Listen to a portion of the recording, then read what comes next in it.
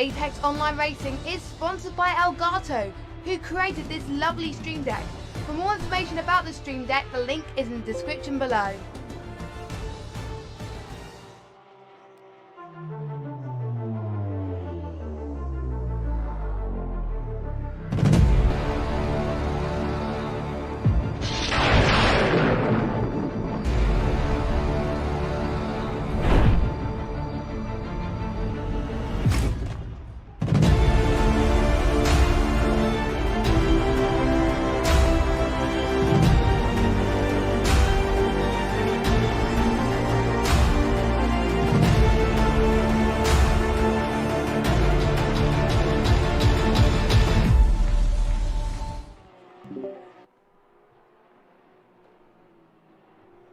Hello and welcome to ALR Split 1, Season 5, GT3, final race of the season. Let's get going.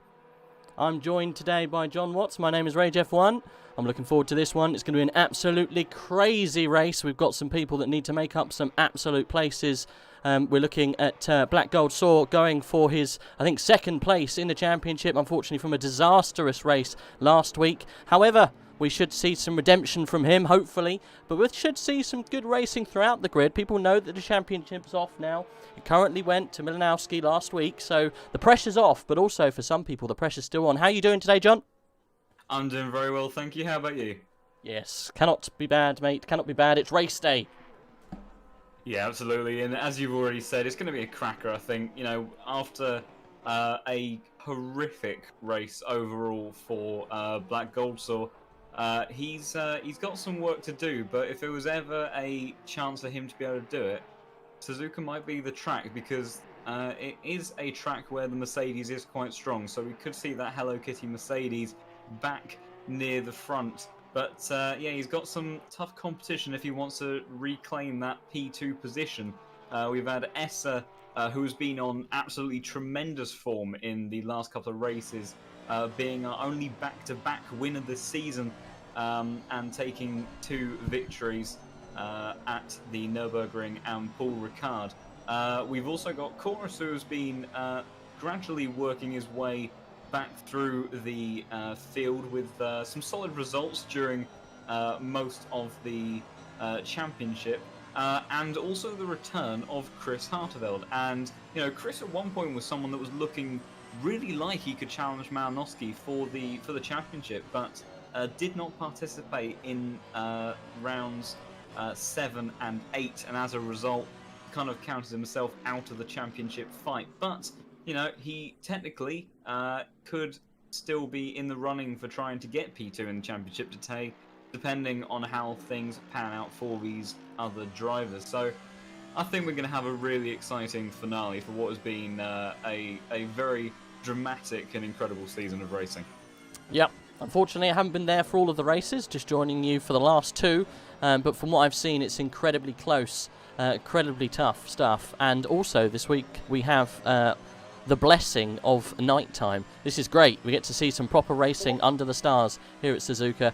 So hopefully we should see some people really duking it out. Now, I have some onboard experience from racing around here in the dark, and I tell you what, it is frightening, especially going through 130R at a very high rate of speed. But the Porsches seem to show a lot of pace around here. I know last week we were talking about different strategies and people thinking different cars are going to be better. What do you think's the best car to be in this weekend?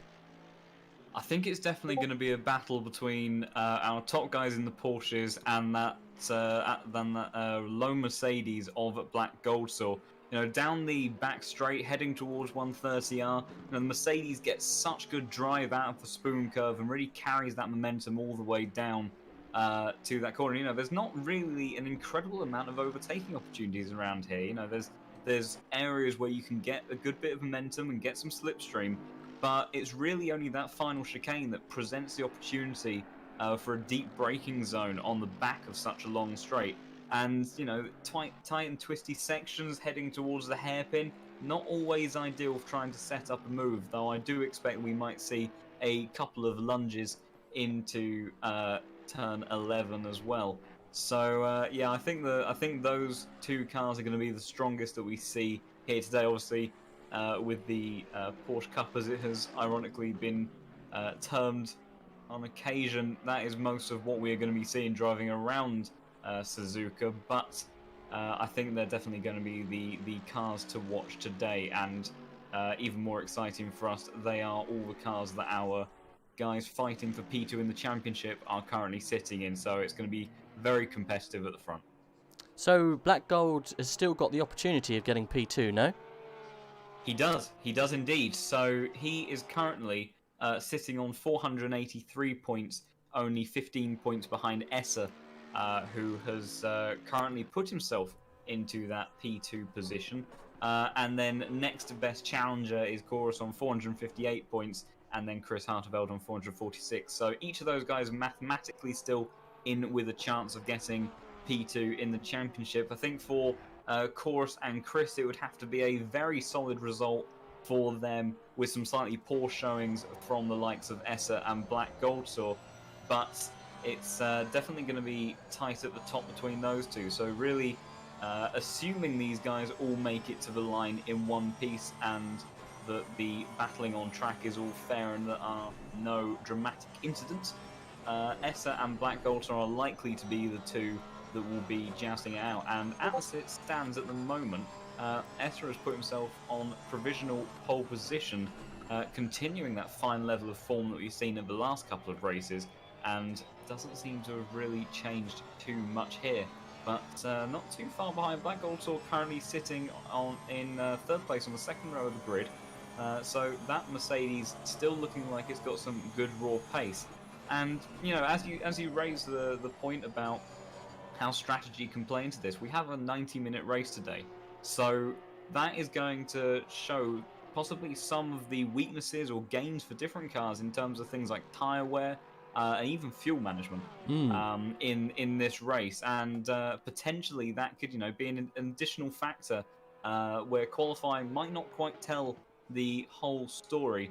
And it's I think it's going to be interesting to see how that one plays out. And would you believe it? The four guys that we have challenging for P2 in the championship currently occupy the top four spots at the moment in this qualifying session. So it's definitely looking to be quite a lively fight for jousting out for that P2 spot.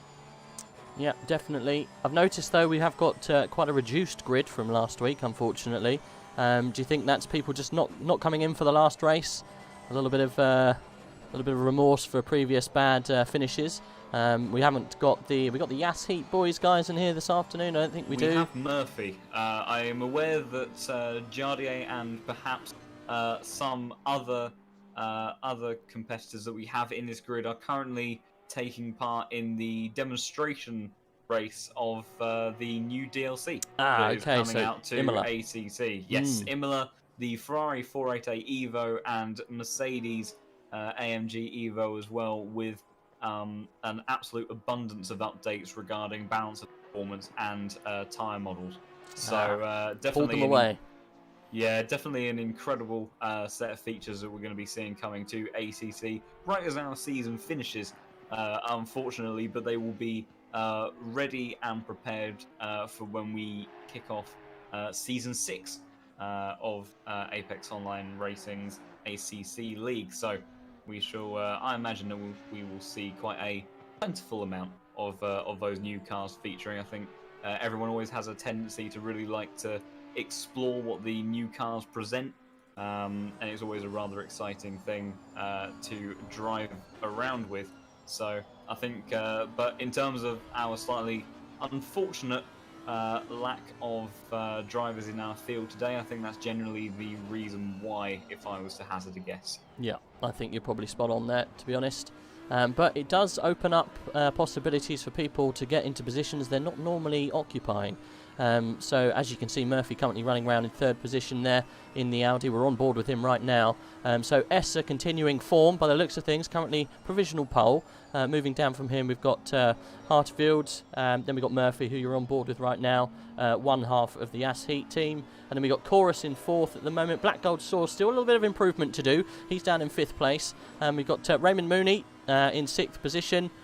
He's in the Porsche, the 909. There's pretty much the whole grid is Porsches this afternoon. If not, it's all German apart from a couple of Lexus. Sprinkle of Lexus in the field this afternoon. Not a lot going on there, and no Lexuses really. One Lexus, there you go, inside the top 10. So yeah, I always thought that it's about the top speed. You got some big old straights, as we're just going on to right now, on board with Murphy. You've got a nice big straight before you get to 130R, so there's plenty of opportunity to show absolute pace here. So it'll be very good to see what those Porsches can do. But over a race weekend, especially 90 minutes, the evolution of the track, the car, it could show some real changes. Especially, we were talking about tyres. Do you think tyres are going to come into it? And another question I'm going to fire at you: are they allowed to refuel now because of the extension of time? Yes, they are, in terms of refueling. So, due to the 90-minute race that we have today, cars like the Mercedes are a bit of a fuel guzzler, to be honest. And yes, we will be having refueling during the pit stops for today's race. I imagine that around here, despite the tyre degradation being fairly high, considering these lower temperatures that we will have in the nighttime, combined with the high G-forces that these guys will be pulling around some of these high-speed corners, that despite the increased tyre degradation, that we will be seeing just a one-stop in terms of strategy. But in terms of how tyres are going to affect this race, it could seriously play quite a big factor. Chances of rain are fairly low, so I think that's, I don't want to commentate or curse it for these guys, but is possibly not something that they're worrying too much about, though if it did come into play, that could most definitely spice things up, and we could see those Lexuses putting themselves into good positions in the field again, naturally having a very good amount of pace in the wet, although they should enjoy it while it lasts, as I believe that may be something that is being reduced during the BOP update that will be coming into place tomorrow. So a bit of a final hurrah for them if it does turn out to be a wet race. But for tyres, the Porsche has always been quite aggressive, particularly on its rear tyres. It does get an incredible amount of traction, and it does provide a fantastic platform for performance at almost every single circuit. But around here we've got the S's, we've got Spoon Curve, we've got Degners. They are such high-speed corners, and over the course of maybe at the tail end of these stints, that could start to play a bit of havoc for these guys, and maybe the cars are going to be a bit more twitchy, a bit more undrivable, and some of those cars are a bit more predictable, like the Mercedes being front engine and naturally more understeery, could start to come into effect later on in the stint. And that's a similar kind of behavior that we've seen before at some of the other circuits that we've had on the calendar. So qualifying itself, I don't think is going to perhaps show everything that we can expect. My leaderboard, unfortunately, at the moment is playing slight havoc, but I've noticed that Essa seems to have dropped out of provisional pole position, so I'm not sure whether or not you can clarify who that is for me. So Hartfield is now currently P1. He's put in a 158.254. Absolutely stunning time. Essa is only 500ths behind, so really nothing in it. Murphy falling back slightly, 2/10 back, and then it gets ever so close in that top 5. Another further a couple of hundredths back to Chorus, and a 10th back to Black Gold. So really, the top 5, it's anyone's game. Whoever can just really eke out a little bit of pace going through some of maybe the slow corners, some of the low-speed stuff where you can really make some time if you just run through, carry a little bit more speed. As we stay on board with Black Gold Saw as he goes through 1/3. I saw someone else in the barrier there. I'm not too sure who that was, and that's the end of his qualifying. I think that might be Gianni Monaco in the 808 Porsche, who's then slammed it in the wall, I think, trying to get out of other people's way. Yeah. Black Gold's all about to come across I think he's come across the line. We might not get a couple more people at the back here. We're going to get some people not going to have enough time. There's at least a couple of drivers there that didn't make it. Oh, they might have just done it. So I think we got a good 3 or 4 that just made it through. So we'll stay on board with Black because and there's someone off in front of him again. Huge impact. That's a bit of a disastrous way through the first corner. You don't really want to be ending up that way backwards. I couldn't quite see who that was on grid at the time. It looked like it might have been. Yes, I think it might have been Chorus. He's back in the pit. I did think it was one of his cars. I can tell by the paint scheme, but we'll stay on board with Black Gold Saw. He's now been promoted up to 3rd position. I thought that last lap he was doing was just a warm-up, but it just goes to show that these guys are really, really close, and we've only got a couple of hundreds now between the top 3, and just a 10th back to the only Yas Heat boy of Murphy, and that's someone pulling over there just to let Essa, people. So he's backed out of his no more from lap Essa. attempt. No more from Essa. It won't be another pole position for him to add to his tally. Black Gold Saw did manage to get across the line just in time to start a final flying lap, so it'd be interesting to see whether or not he can make any improvements. But I think it's really interesting in the way Suzuka tests out these different cars. You know, Porsche has amazing acceleration and high-speed agility and gets incredible traction. So in each of those slower areas around the circuit, Porsche is really the strongest car. But then the Mercedes just has so much grunt, so much torque, and down this back straight heading towards 130R, that's where it starts to make up its time. And it'll do exactly the same thing when it comes out of the chicane towards turn 1. So carrying huge amounts of speed and using up all the curve, trying to spot your braking point for the final chicane. Oh, he's gone deep. Yeah, he's lost a bit of time there. I don't know how far up he was potentially on the rest of his lap. He's going to run it to the line. Really nice exit. Staying as tight as he dares to the wall to try and get the shortest run to the line. Going to come across the line now, and it will be not an improvement. Oh, and he's angry. In his frustration, yeah, throws into wall. So if I was to hazard a guess, I think he was on an improved lap there, and just as he's binned it into the wall on multiple occasions now. And that is an unhappy kitty right there. Indeed, that is a rather angry kitty, and one I don't want to be scratched by. But yes, unfortunately, just getting a bit too greedy in that final braking zone, just trying to ask a little bit too much of the car. And it is raining. We've got rain.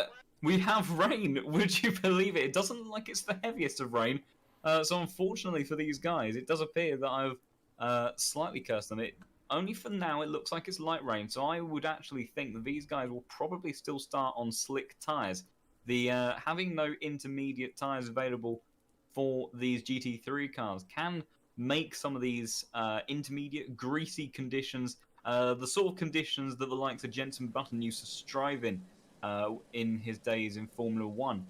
And, you know, it can be so tricky. The wet tyres, they're a softer compound. They overheat really easily. And when there's not enough surface water on the track, they just obliterate themselves. And within the space of half a lap, you'll be sliding all over the place. It does make sometimes attempting to go through any puddles that are developing that bit more sketchy if you are in the on the slick tyre compound. But overall, you will have a better time. So I think in these light rain conditions, they will start on slick tyres. But it will be interesting to see how this plays into effect, both in terms of car performance. How do these guys tune their cars now? Do they start with an all-dry setup, hope that it stays, it gets drier at the end of the race, and that they can use slick tyres throughout?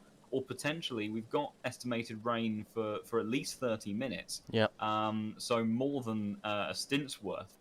And, you know, beyond that point, these drivers kind of be running a bit blind. So quite often these guys, they'll run a compromise of a wet-dry setup, something that works well in both. And then you have the likes of Jardio, for example, that gave it absolutely everything at the 9 hours of Paul Ricard and used a dry setup in almost thunderstorm monsoon weather for the entire duration of the race. That was our team too, unfortunately. We only had a dry setup that we worked on for the whole week prior, and yeah, it was disastrous, but we made it work. Yeah, absolutely. It's a rather, yeah, it can be a rather frustrating experience for these guys, but that's going to be a very interesting factor for this race. These conditions can play havoc with the tyre pressures too, right? So if you want to put it, you need to make sure that you get that tyre pressure just perfect. Otherwise, you're going to be, literally, excuse the pun, all at sea for a good 45 minutes of this race. Well, it could potentially, but also if these conditions start to change, you know, during the first 30 minutes of this race, your pressures might be in the optimal window. But if it starts to dry up, chances are that then the track temperature is going to be going up. You're going to be carrying more speed, and then your tyres will be over pressure near the end of the stint. Now, on the basis that rain is forecast for 2/3 at least for that first stint, I would imagine that these guys are going to try to optimize their pressures for these greasy conditions.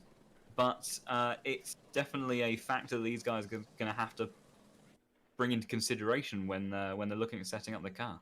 Yeah, definitely. Definitely. I was just thinking to myself there, what car would you prefer to be on the grid right about now? And it definitely wasn't a Porsche.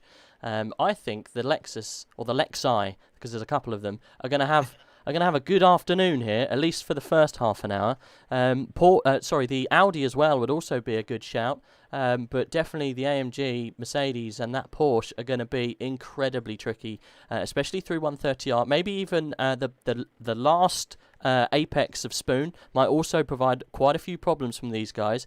Especially through the S's too, where you're coming up the lift off oversteer as you're going through the corner and just about to put on pressure onto those rear tyres. You can see some of the boys in front. I don't know if they actually have tyre patterns or on the tyre models, but they look like people are on slicks. It would be great to see what people are running. I know, unfortunately, sometimes from the spectators' view, you can't tell what tyres people are running.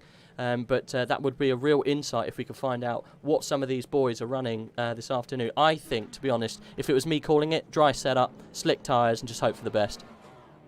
Yeah, I think that's generally the way. We've got a drive-through on the grid already. Sorry to cut you off. Lexus. Yeah, our lead Lexus already having a drive-through applied. So I think that is probably a carryover from an incident last week. I'm not sure whether or not there are any more penalties are going to be applied in the duration of this formation lap. Already seeing Essa getting a little bit of a slide on the exit of turn 2 there, trying to get some extra heat into those tyres. But yeah, I think if it was me personally, I would actually be feeling pretty good about being the Mercedes of Black Goldsaw at the moment, as the Lexus actually steaming his way through some of the cars in the formation lap. There is ghosting enabled for this formation lap, but generally, it's the gentleman's agreement to just hold position and do what you need to do for warming up the tyres, getting your brakes up temperature, all in your own spot of the track. So we won't be seeing too much more of that during the formation lap. Yes, I would be feeling pretty good right now if I was Black Goldsaw, because I don't think these Porsches are going to be liking these greasy conditions too much. And the Lexus, I think the Lexus is particularly good in heavy rain conditions, purely because it has so much mechanical grip, and it also generally sits higher than most of these cars, so it's able to negotiate puddles a lot better. So if anything, Vasily, unfortunately, that drive-through does quite heavily impact his chances of having a good race here. But at least with the extra 30 minutes to work with, he might be able to drag himself back through the order if the conditions go in his favour. Yes, he will be hoping that this rain gets more and more throughout the race and starts to cause a lot of strife for these guys that maybe have gone down the route that you're currently thinking of applying that dry setup and hoping for the best. So different drivers on this grid in different cars are all going to be hoping for very different things for how the weather conditions play out. But yes, if I was to put my money on a driver right now that I think could be very, very good in these conditions, I would say Black Goldsaw, because he did win at Spa in the wet in that Mercedes. Spa also a track that is very good for the Mercedes overall, and obviously in dry conditions the Mercedes has shown a strong pace already here, so I think that he will definitely be one to watch, but from his point of view, hopefully having a bit more of a cautious start than he did last time out, and he obviously wants to make up positions, particularly on Essa, but does not want to have any instance of his own like he has done in the at Paul Ricard. So yeah, big things to come, I think. I think there's going to be tears in the first opening laps here. I think we're going to see some dodgy moves going through some of these high speed corners. 130R definitely. I've got a funny feeling someone's going to drop it straight off the bat, but we will see as we go on board with Black Goldsaw for the start of this race. I think it will be good to see if he can put moves on Essa straight away. well, getting these tyres up to temperature is going to be pretty much impossible for these guys as they all jostle to get into their delta. Unfortunately, we can't see the graphic up, but they have to make sure they're in a certain delta, otherwise they do get penalised. Hopefully we won't have any of those shenanigans this afternoon, as the Porsche of Chris Herteveld is currently setting the pace. Essa is just behind him, slowing down here. They're on a strict speed limit before they get to the line. And we'll work our way back. Let's stay on board with this helicam, I think, so we can see what happens from everyone. They look pretty neat there in the night with all the lights on. That Yassi Audi looks amazing as well. The Hello Kitty, ever the meme. And they are just crossing the line now. They are off. Here we go. So let's keep on our eyes on Black Gold Source. See if he can make some moves as he looks for the inside. He's threatening. Essa. Oh, Essa's caught napping. He's going to get the lead here as he goes to the inside of the second corner of the start. And I think if he can get the power down, there you go. There's the real torque of the Mercedes AMG. In the background. Oh, we missed it. We missed it. Let's move back, see if we can see it. Murphy's round. And Chorus, I think, as well. But yeah, tremendous start there from Black Gold Saw. That was absolutely what he needed to do. I can't believe he got the jump on both Porsches. Porsche's usually so good under acceleration. I said that if I was to choose someone to watch out for, that he would be the man to do it. He's already, look how far ahead he is. Yep, already pulling gaps. Coming out of the S's towards turn 8 of the Degma curve, and he's already got a fantastic gap towards Chris. So right now that Mercedes is working very well. Now, the only question is it working well to start with? These tyre temperatures will start to come up and the pressures, so hopefully he will not start to have a fall off of pace. As there's a bit of a move there from, is that Vitalik? Chorus and Essa are getting all friendly. Vitalik in the background that went off originally. Let's say, sorry, my leaderboard. No, it's fine. Vitalik and Murphy. Vitalik and Murphy look like they're tangled going through turn 2. Chorus just went up the inside of Essa. Essa closed the door aggressively. He said, no, I'm not losing any more positions, and least of all to you. As he tries to work up to the back of the gearbox here. He's showing good pace, his Chorus. He's going to see if he can make some moves going down into 130R. This is where I said I think we're going to see, oh, I hope it doesn't happen, but I think we're going to see some spinners as he gets right up into the slipstream. Comes to the outside. Is he going to make a move? I don't think he can really make moves. There's touching. I thought it would happen. There you go. Essa goes wide. And who's that who goes through? I think that was one of the Lexuses. I think that was, was it Vasily? Vasily just about hustled his way through. So that was good moves from him. There's more battles going on down the pack. I think that's Mooney in the Porsche. Getting a bit dicey at the back with Mooney and Solman as well. Vasily must be so angry about the drive-through that he has to serve at the moment, because he's up into 3rd place. And right now, none of the Porsches seem to be very comfortable at all in these conditions. And the front-engine cars of the Lexus and the Mercedes already seem to be making great moves through the field. And looking at the front, yeah, Chris already starting to come under pressure now.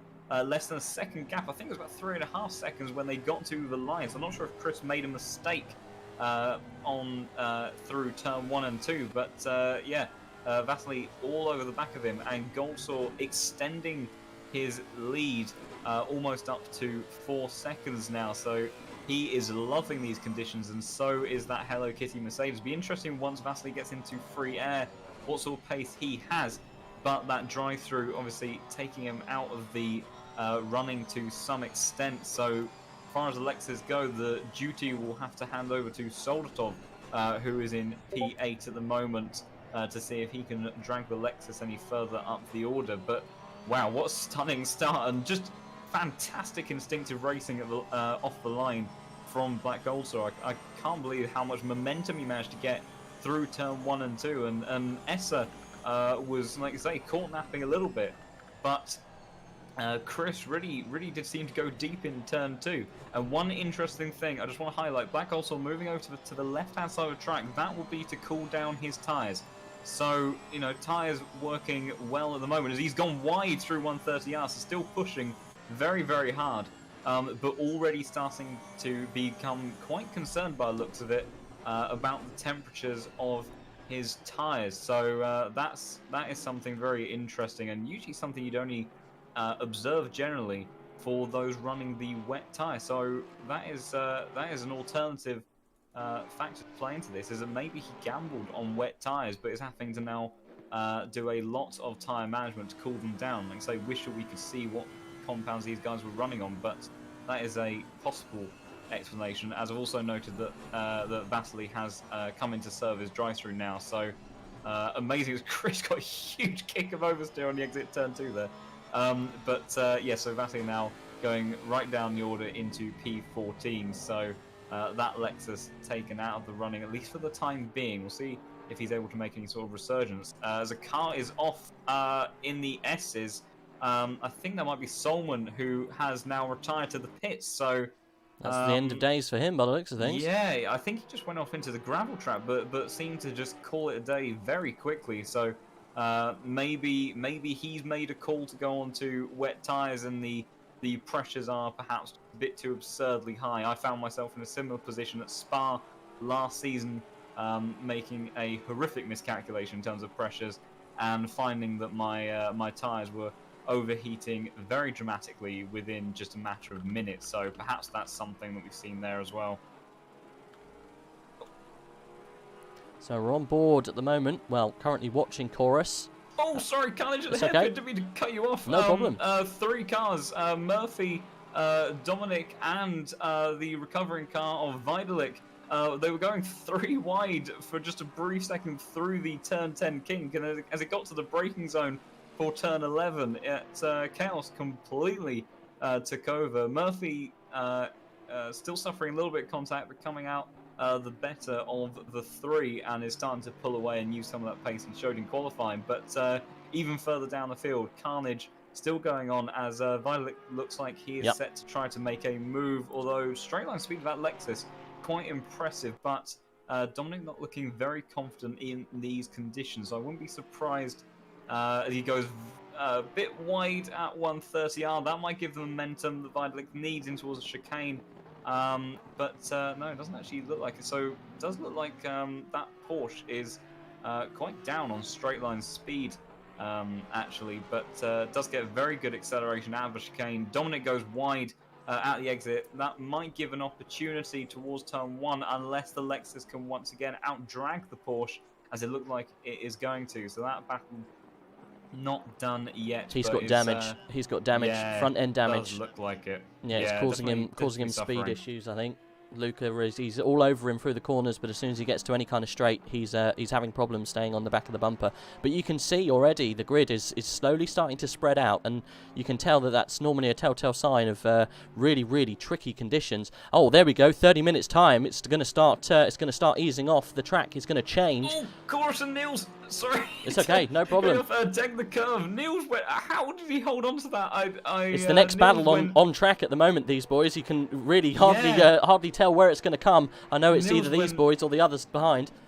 Yeah, it's so difficult to keep track of all of these cars, but Niels somehow went around the outside of Chorus, through the Degner curve, was fully sideways on the exit, but managed to carry the momentum down in towards turn 9 and is now pulling away from the Porsche. So that was a tremendous bit of car control from the Audi driver there, and that was absolutely fantastic, and it looks like he's already starting to close up on Essa. Meanwhile, the gap to Goldsaw, look how far ahead he is. We're very comfortable, isn't he? 10 minutes. Yeah, we're less than 10 minutes into this race, and he is absolutely loving these conditions and is pulling away at an absolute rate of knots. So although the track maybe looked to dry up by the end of this first stint, the rate at which he's pulling away, and he wasn't too far off in qualifying, he's putting himself in a very, very good position to try to take that P2 place in the championship. And with Essa down in 3rd, I believe in terms of the points difference, that would give a 19-point difference in the favour of Black Goldsaw, which would be enough by 3 points to try to snatch that P2 in the championship away from Essa. So Essa really, right now, he needs to try to close in on Chris Harteveld and make a pass on him. But Chris known to be quite a robust racer and not one to give over positions easily. And right now, if anything, Essa has got bigger problems at hand as Niels has another big slide through the S's as he is pushing on in that Audi, and definitely looks like being to be one of the cars making moves through the field right now. So not going in the way that Essa needs to try to secure that P2 at the moment, and he's going to have an increasing amount of pressure very, very quickly. Yep, we're on board at the moment with Konstantin Soldatov in the the other Lexus. We've got is that Gianni Monaco just behind in the 808 Porsche, putting on pressure. It looks like Konstantin was slowly working his way up to the back of Mooney, but the gap has opened up slightly as he's got a bit of pressure from behind. So we'll stay with these guys and see if any kind of battle ensues, but it looks like that Porsche is slowly starting to reel in the sectors, starting to put down some good little bits of pace here and there to try and reel in the man in front. They're fighting over, I think it's 7th position currently. We'll stay on board with Konstantin, see if he can make anything work here. Oh, as the Porsche looks to get in the slipstream, try and jump something up the inside. Big slide on the exit. But I think we're going to see some changes. Hopefully we can see it before 130R, maybe something around Spoon, but he's backed off a little bit here after that little bit of a moment through the hairpin. I'm not sure if we've got any other people. Niels is getting very close by the looks of things to Essa. He's a man on a charge, isn't he, in that Audi? It's doing very well. And someone's off the track. There you go. That was Monaco off the track in the Porsche. Just fell off.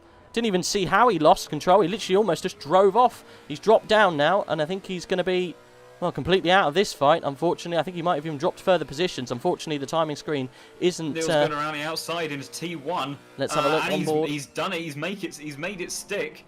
And yeah, that is possibly a critical move in terms of Essa's fight for P2 in the championship.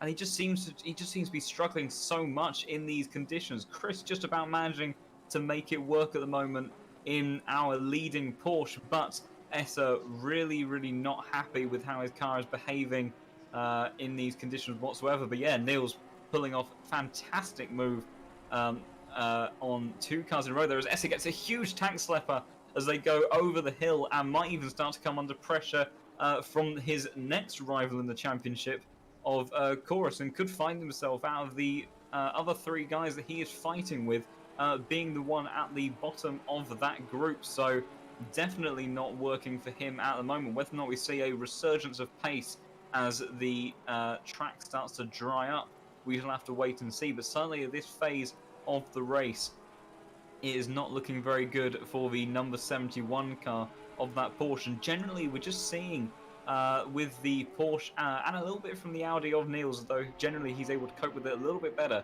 that they just seem quite unpredictable and twitchy through some of these high-speed corners. And I think it's just that level of confidence that Black Golsaur has at the moment out front, and he's just continuing to extend his lead. Just looks so happy in that Hello Kitty Mercedes, and he's almost lapping around over a second faster than anyone else on the circuit. So yeah, he is definitely loving these conditions and doing everything that he needs to do right now to try to secure or reclaim rather that P2 position. So we're on board with Chorus at the moment. He's trying to get up to the back of Essa. I think Essa is, like you say, definitely struggling as Niels jumps to the inside there, running down the pit wall, trying to get some nice cold water onto his tyres. So again, he's obviously struggling too. But I reckon this is probably a tyre pressure issue, and those tyres getting just too hot to be in their optimal range, and he's really suffering. He can't wander too far offline like Niels did just then, otherwise he'll be a sitting duck to Mooney behind. This is going to be a tight little battle as Essa goes slightly wide in the middle section of the S's, and Mooney looks to almost jump on him as soon as something goes wrong there. Let's see if we can jump on board with Chorus. So, sorry, I was the other way around, Chorus and Essa. So Chorus is he's getting really, really close. Essa is really struggling. I think, you know, maybe he'll come back alive when this changes, but he's got to be praying for damp conditions now, because this race is just running away. 30 minutes on the board. Very deep, actually. Very, very deep. The Degner catching him out there. Puts a foot onto the gravel, I think, there, and that might cost him a little bit of pace, but The gap looks like it opened it up. I think Chorus was just a bit cautious, Chorus, through that Degner. He didn't want to really put the pressure on, but I think if you just stay with him, keep into that nice little 2/3 barrier, you can almost put a move down into 130R. I think we would be very brave to see someone do it, but into the braking zone, into the last little chicane section, you might see some moves being done, definitely down into turn 1. But we'll stay on board with Chorus. Yeah, definitely slow look. Essa really struggling with the understeer as he goes through Spoon. A bit of sliding there from Chorus. Better exit for Essa, so I think Essa's going to keep the position this time around. So Essa goes very, very wide there, just trying to cool the tyres again. I think this is all a tyre game. Who can keep these tyres in that operating window as Niels extends on these guys and keeps his 3rd position hopes alive. But that gap, look, 10 seconds now between Black Gold and Harderfield. It's really, really opening up. I think unless disaster has struck, this is all but Black Gold's race to be won.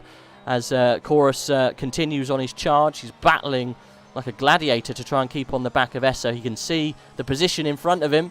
He's going to see what he can do. He's a little bit too far away. I think he's going to have to hunt for the tents going through the tight corners here. That he needs to find the weaknesses, poke for weaknesses from Essa and see what can happen. But all slightly deep there going into turn 1. Can get on the power again, scrubbing a bit of speed on the exit of turn 2. Not too good. You need to get a little bit more pace there, Chorus, if you're going to try and make some moves. He does get a nice little entrance, but there, a slight oversteer as he goes through the S's. Essa getting a slightly better line. It's really bad if you can just keep the patience before you apply the pressure of the throttle. It can really pay dividend going through the rest of these S sections. It is a tough one to crack, especially in these conditions. These, I would say, the worst conditions because you're on slick tyres. Your tyre pressures are probably out because you know it's going to change later. And also, you still have to be racy enough to put the pressure on the boys in front. He did! Oh, and so's Chorus! He's done exactly the same thing. So Niels off. He's going to rejoin right in front of Essa.Essa's going to have the momentum up the hill. They're going to go through turn 10. I don't think Niels going to be able to fight that one back. And Essa moves himself back into 3rd position, goes a little bit deep under brakes. I don't think Niels is going to have the exit capability. Chorus, I think, would have also been able to strike there, but did exactly the same thing through the deck of the curve. And it's such a tricky corner, particularly with these mid-engine and rear-engine cars. You carry so much speed through. As Niels hits a huge tank slapper up the hill. That's how hard these guys are pushing. And these cars at the moment, very, very agile, but extremely twitchy. As soon as they start to let go, such a high-speed corner and really no sort of extent of forgiving runoff to be working with in a very narrow portion of the track. And catching Niels off there. So that gives Essa a bit of a break from his Porsche compatriot. But the Audi driver, I imagine, is going to be right on his case again. Although he might have even suffered a little bit of overheating in those tyres as a result of that huge slide. So he's going to have to just, try to recompose, find the pace that we know that he has had so far, and then try to close that gap down and strike onto Essa. Yeah, pulling over to the right-hand side of the circuit, trying to cool down his tyres again, and not surprising with how much he slid through there.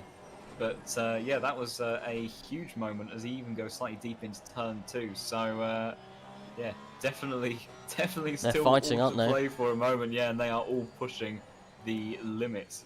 We're just on the onboard camera there, and you can see the driver working the wheel like an absolute madman. Coming through the last corner there, he had a huge opposite lock moment, but managed to keep the car going straight. Lost a bit of time, but it is really crazy to see these guys battling, especially through these low-speed corners. Seeing them work the wheel. Don't want to put as much movements as possible into this because excessive movement in these conditions is disastrous, but you can see him fighting with the rear end of the car almost at every turn. Look at that twitch there, 2 bites to the cherry as he just gets through the Degner. Nicely done there from Chorus, but unfortunately he's losing time to the 2 boys in front of Essa and Niels are slowly starting to form their own little battle. I think we need to jump forward a car, and we'll jump on board with Niels and we'll see what he's doing with his lovely hand movement. You can really see the skills of these boys when we're in these kind of conditions, especially when we're on board and we can see what they're doing with their hand movements, because it is absolutely incredible to see some of these boys keep it on the track. Actually lost it going up the hill. He's going to get passed by Mooney potentially. Oh no, Mooney's gone flying off. Got a bit too greedy trying to go around the outside. He's going to rejoin. He's been mugged as well. Contact. But yeah, Solotov has then managed to get past Mooney and Chorus Gianni then gets it all wrong as well through the spoon curve. So Mooney's gone all the way back, unfortunately. Yeah, so losing tons of time, and Chorus losing tons of time is going to come under immense pressure. Pressure from Solotov. He's going to look up the inside towards 130R. I think that's going to be. There's your first pass through 130R. Yeah, both guys giving each other room, and I think Chorus probably even let him go. Did look like over the last couple of laps, ever since Chorus's moment in that in the deck the curve, just seems to have lost a lot of confidence and performance in that car. Gets a really good drive out of the chicane though, but we've already seen so far the Lexus is quite handy in a straight line, so I don't think he's going to be able to reclaim that position anytime soon. I don't think it's done yet. That was a huge moment for both Chorus and Mooney.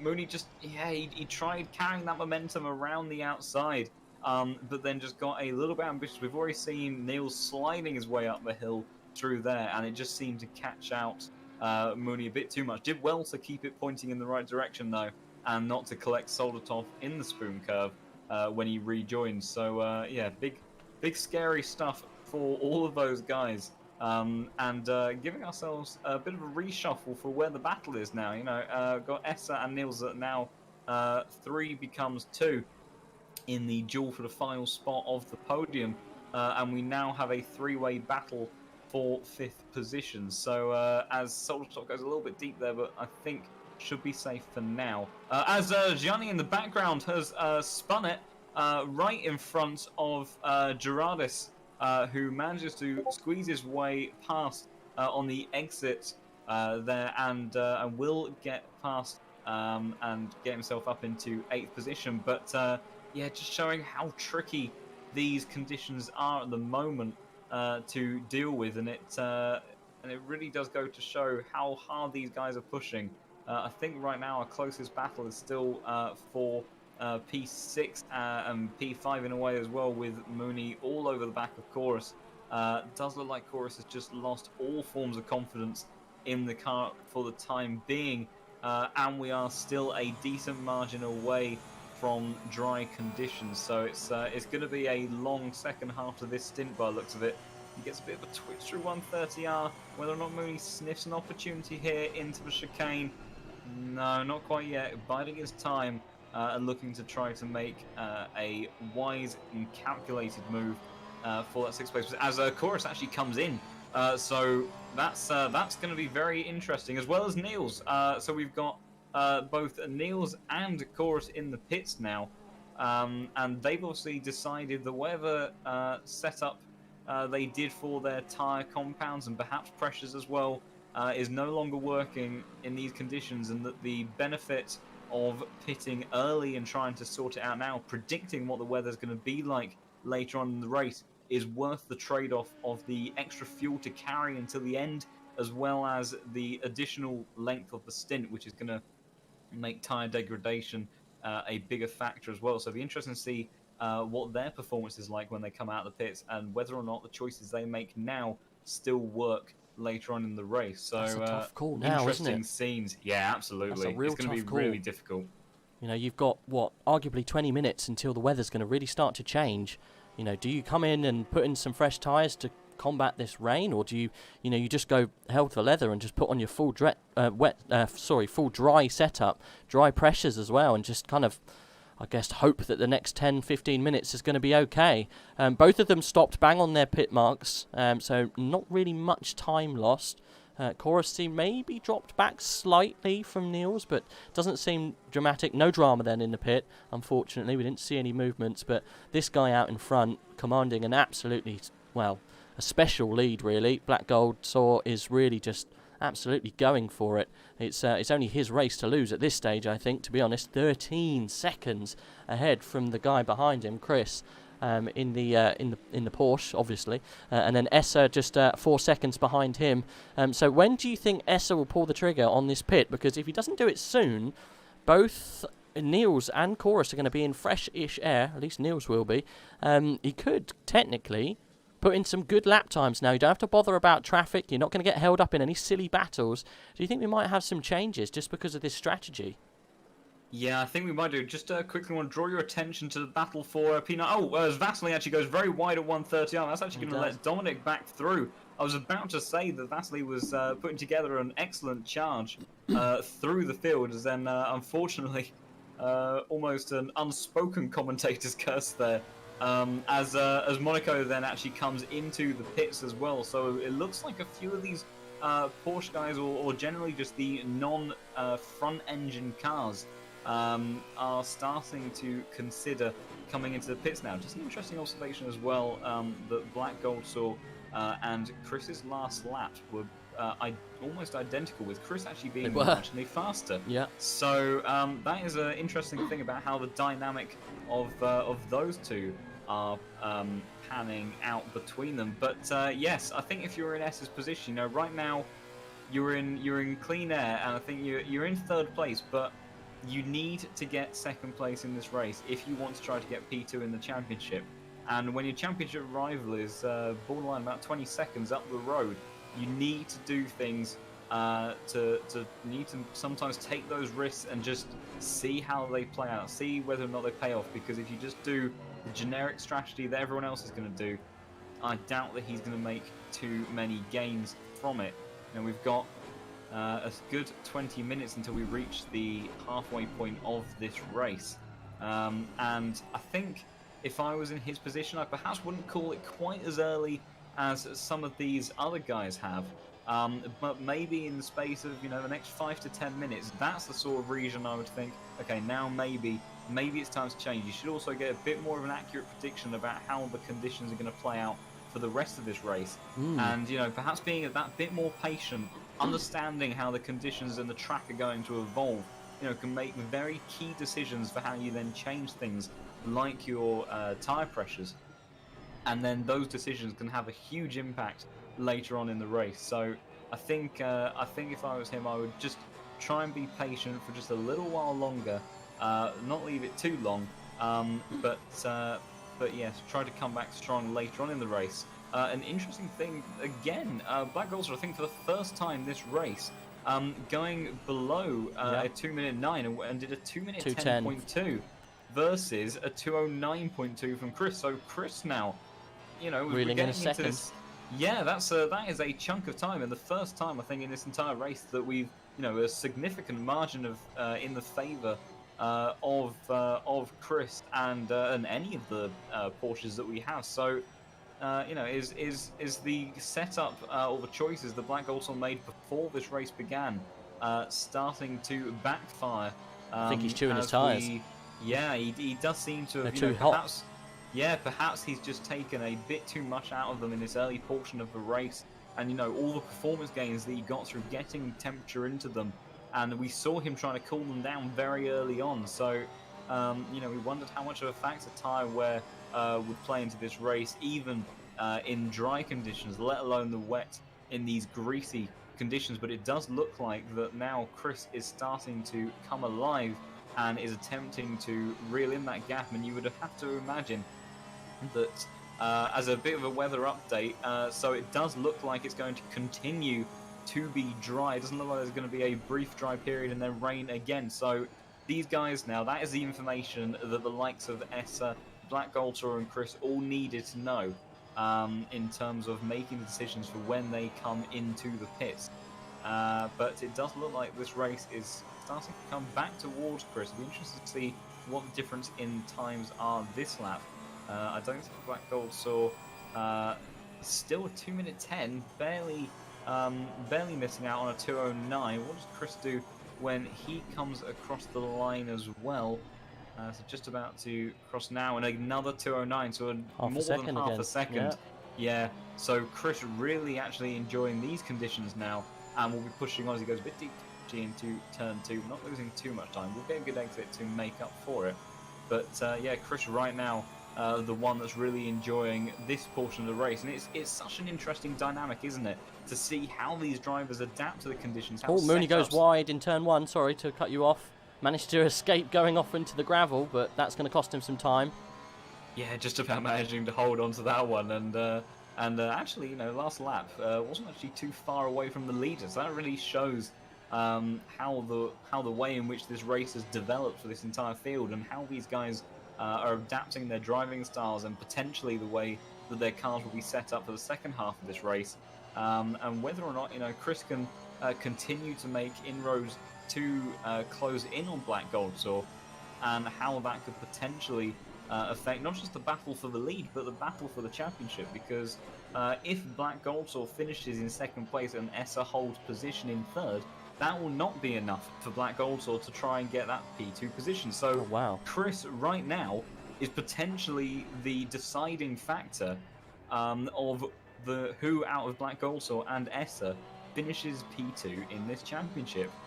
So he has a huge role to play in this potentially, and Black Goldsaw will not be looking to hand over that position easily whatsoever. So I think we could have a very interesting fight developing on our hands as we get to the second stage, or start to close in towards the second stage of this race. So definitely not over and done with yet. That gap's still coming down as well. 11 seconds now between Chris and Black Goldsaw. And we're still on board with Mooney. He's trying to reel in Constantine in front of him, but I think Constantine's probably got the better of him in the Lexus currently. I was just thinking, and I know obviously the pit window for Niels and Chorus have gone past. I know Monaco, it looks like he's come in and he's put some new tyres on. But I reckon, who was speedy off the blocks? Who got a really good car underneath them? It was Niels in the Audi. I reckon he underfueled the car to get a good start and get a good position. And who followed him in? It was Chorus followed him, but Chorus was suffering, so you never know. But I reckon Niels underfueled the car, came in at a critical time in the race, and is now filled it up again. He's running around doing 2:010s, I think, at this point. So I think he might have even fueled the car to the end, and he's going to go on a race, I think, probably to the end of this race. He's not going to come in anymore. I think it's probably going to be a one-stop, isn't it? And he's fueled it all the way up. He's probably half-fueled that car at the start just to get a good start, and it showed how many places he was managed to get up. Hopefully he should be able to jump a couple of people in this next pit phase, and I think it's probably going to start pretty soon because the track is going to start to dry up. The rain, well, is meant to stop in the next 10 minutes or so, probably 5 now. But who else have we got on track battling out? It's a bit of a lull in the action, unfortunately. I think Mooney is, he's a second away from Constantine ahead, but I have been watching him going wide through the Degner, as they both do there, getting a bit of gravel on the tyres, unfortunately, but hopefully we can see some more dances going on throughout the track as it evolves and as the tyres start to come in. But yeah, looking at the two top boys, if Chris can really start putting down some laps as he has been, still improving, I think they're just kind of counting each other out that last lap. 2:010.3 and 2:010.2. Maybe Black just got out of his little rhythm there, got out of his nice little area where he was performing well. I know it can happen. He's half an hour into this race. It's really hard to keep the concentration for a long period of time. If you get out of that zone that you keep yourself in, it can really start playing havoc with your lap times. And it could be tyres. We've said the tyres could be absolutely pivotal at this race. But yeah, Black Goldsaw hopefully not letting the occasion get the better of him. Yeah, we've already seen him make some rather unfortunate mistakes at other events, and yeah, right now, he is in the hot seat. He has a huge advantage at 10.3 on that last lap. Chris, a 9.9. It's not quite making the same sort of levels of gain that he was a couple of laps ago. So it does look like these tyres sort of seem to come and go in phases. These guys push on, they put in some really quick laps. And then in these conditions, they're perhaps just overheating a little bit, have to back off for a lap, and then cool them down, and then press on again. But yeah, you're absolutely right. If maybe behind the scenes when we've been looking elsewhere on track, Black Goldsaw, he might have had a moment somewhere and given himself a little bit of a scare, and that can really, pardon the pun, dampen your confidence.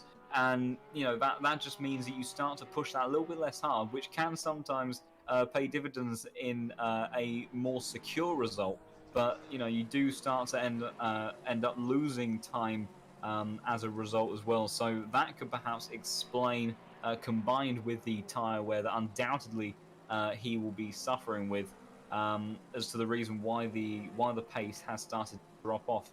And I think also as well, Suzuka, as this track starts to dry up, the way in which you find time around here is going to be a lot more dependent on how you can get that car turned into the apexes and accelerate out of it, rather than things like traction and top speed. And in terms of the Mercedes versus the Porsche, apexes and acceleration are where the Porsche strive, and it will be the downfall of the Mercedes in terms of general characteristics of performance, of how the track is now evolving. So as the struggle for finding grip on these tyres continues, the overall swing in terms of performance you would expect is going to be more towards the Porsche, but still a healthy lead for Black Gold Straw at the moment. Come down another second, though. 10.3 now. Yeah, I think it has. So a 2-minute 10.7 for Black Gold Straw on that last lap.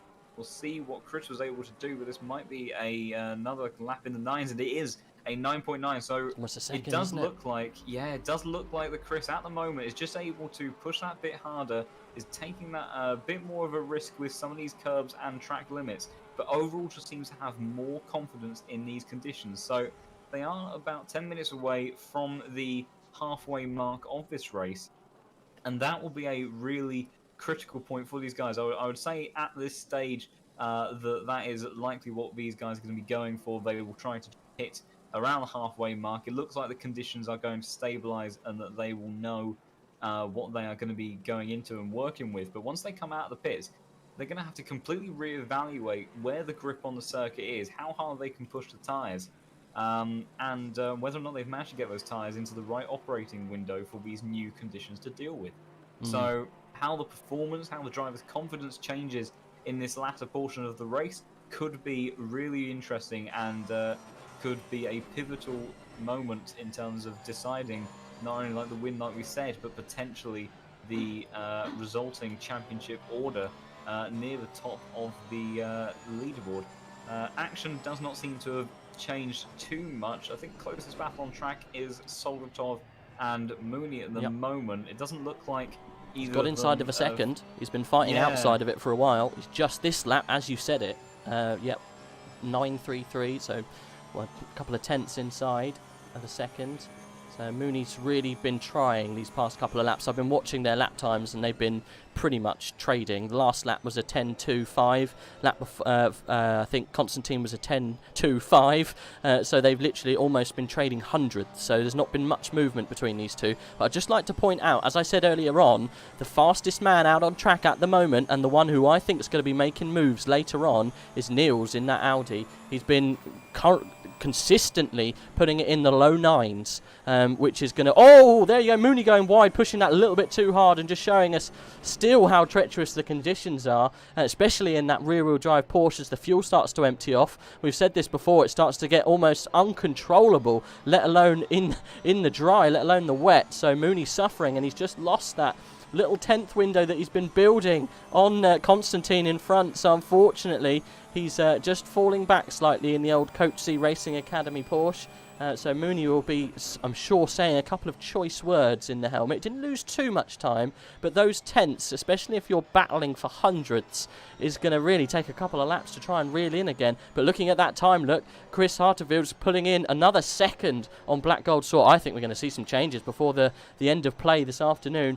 I reckon Black's probably praying for this rain to stop and for us to change over. I've just noticed as well, no more spots, and the windscreen wipers have stopped on the car of Mooney. So there's no more rain. That's it. The juice is out of the clouds, and we're going to be dry running in the next couple of laps. It's who can really spot as soon as this changeover time comes, because these tyres are going to be burning up at a rate of knots. And I reckon, by the looks of things, Konstantin Soldatov is feeling that right now, because he is losing tenths and tenths as he's really slow through the Degner. We come down to the hairpin that Mooney is trying to find positions. Constantine goes very defensive there, staying in the middle of the track. Doesn't really look like he wanted to get the best lap time there. He just really wanted to put on a marker to say, look, you're not getting past here. They're barreling down past into Spoon now. The gap still staying about half a second. I think Mooney's going to really try and make some moves going down this straight, see if he can get into that slipstream.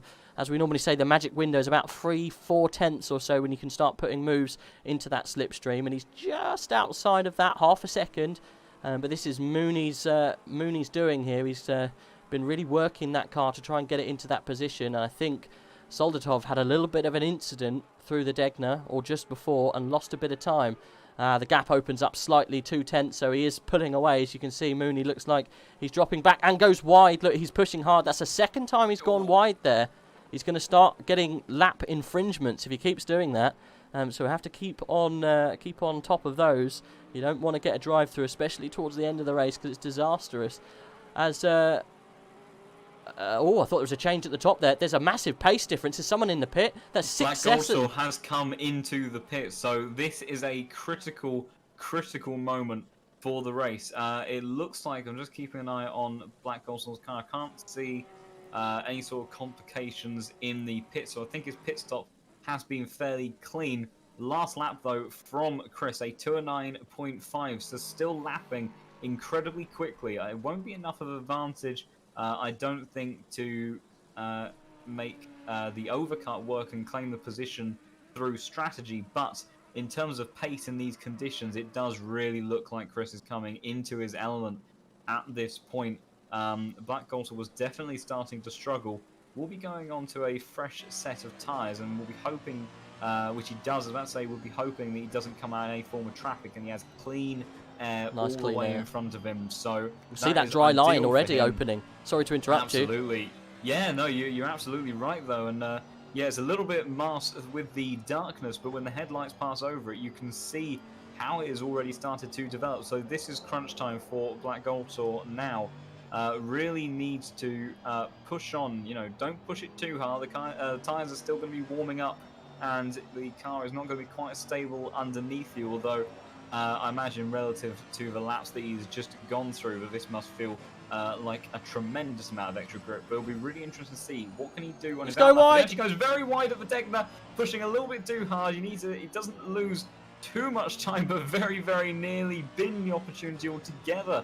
So that is how he knows. He knows how important this is. He needs to get out in front of Chris in the pit stop changeover. Chris has got to pit again. He's got to pit. He's going to lose so much time.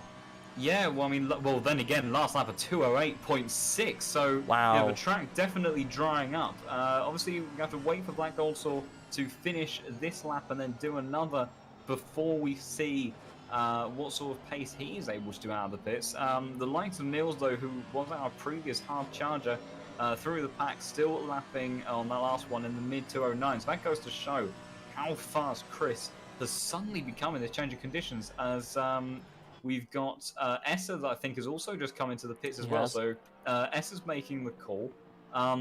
Quite impressive as well that Vasily, despite that drive-through penalty, has managed to work his way up the order again. But you'd imagine that with the track becoming dry, that the Lexus pace advantage in the wet is going to become basically nil very, very soon.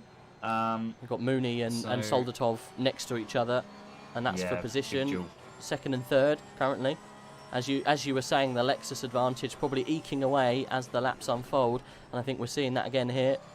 Mooney's doing a stellar job trying to keep it on the back. Obviously, he's fighting this car, which looks like it's slowly coming to him as this dry line slightly widens now. You can see it almost getting wider and wider as the laps unfold. Gets very deep into the hairpin, almost has to go on the damage limitation, but manages to keep it out the back of Soldatov. Soldatov maybe putting the brakes on just a tad too early, but he's, again, drying track conditions. You just don't know where these points are going to come up.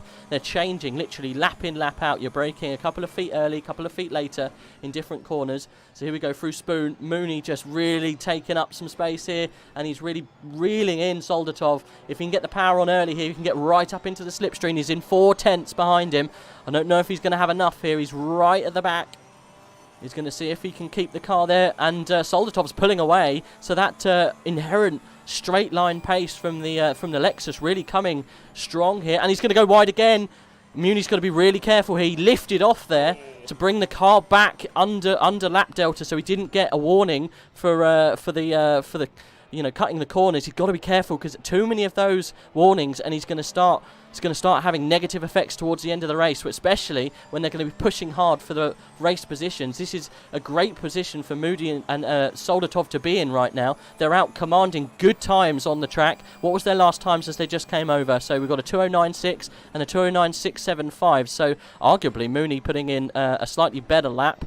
Actually, no. Soldatov got a 209.3, so even faster. So there was pulling away slightly from the lap before. So maybe Mooney had a bit of an incident the lap before. That's why we saw them getting quite close. So who have we got on track now who's coming back up towards the front? So there's that gap that I was talking about earlier. Niels and Essa, 1.5 seconds between them. I told you that Niels was going to make up a little bit of time when he had that free air, and he looks like he has. But now the track conditions have changed. Will Niels be able to keep on that pressure on top of Essa? So we're going to see this all change later on as pretty much the grid is splitting into two, those who are pitted and those who haven't. So really, provisional leader, or the real leader at the moment, is Chris, but we would see Black probably overtake him when the pits kind of swap round. Essa then, as it, how many seconds? 20 seconds back, and Niels just 1 second behind him as Soldatov goes wide into the chicane hairpin thingy, and Moody is still trying to get onto the back of him, but he's having a real torrid time.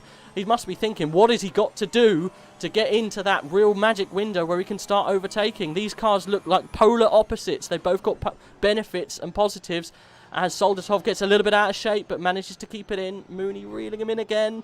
Oh goodness, it's too tough to call. I think if I was Mooney, jump in the pit, get it done now, see if you can overtake him. Absolutely, because just a bit of a race update. Chris still staying out for the time being, but he is losing time hand over fist. Last lap, 208.4. Now that used to be fast, but on the previous lap, Black Goldsaw did a 206.4. Oh my goodness! So he gained 2 seconds on that last lap alone. Chris on that last lap, 207.3. So the track is constantly improving. We'll see what Black Goldsaw can do when he comes across the line. But these guys that have done the early pit stop right now are gaining a huge amount of time in terms of pace advantages. Soldatov and Mooney both being in the low 208s, so you can see how much the track is evolving and how quickly it's starting to dry up. Vasily also going to bite the bullet now and come into the pits as well. His teammate Dominic is going to, sorry, not teammate, just Lexus Compatra is going to stay out.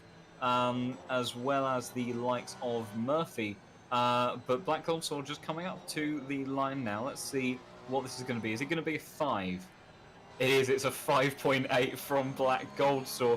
So he is gaining almost 2 seconds a lap on a lot of these guys in front of him. You know, all these guys haven't pitted yet. And Chris, I'm not sure whether or not this is the right call. He might know more than we do about how these tyres are going to behave by the end of the stint.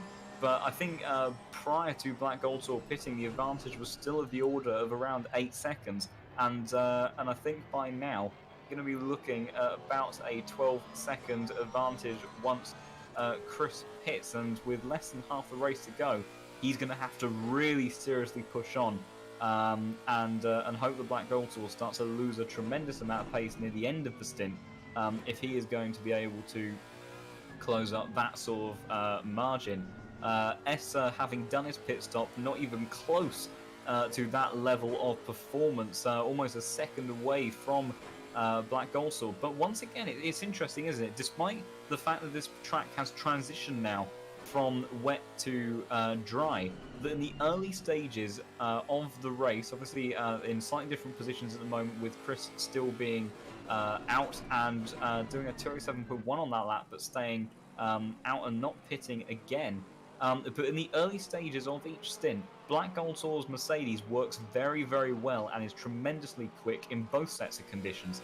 As Mooney really, really close onto the back of Soldatov now heading towards turn 1, but that Lex top speed is just a bit too much for Mooney to be able to deal with. So yeah, I agree. You know, Mooney's really losing out a golden opportunity just to go for a straightforward undercut at the moment and really make that work, because I think quite clearly he has an overall pace advantage, and these guys that are pitting early are gaining a tremendous amount of time on all of their other competitors.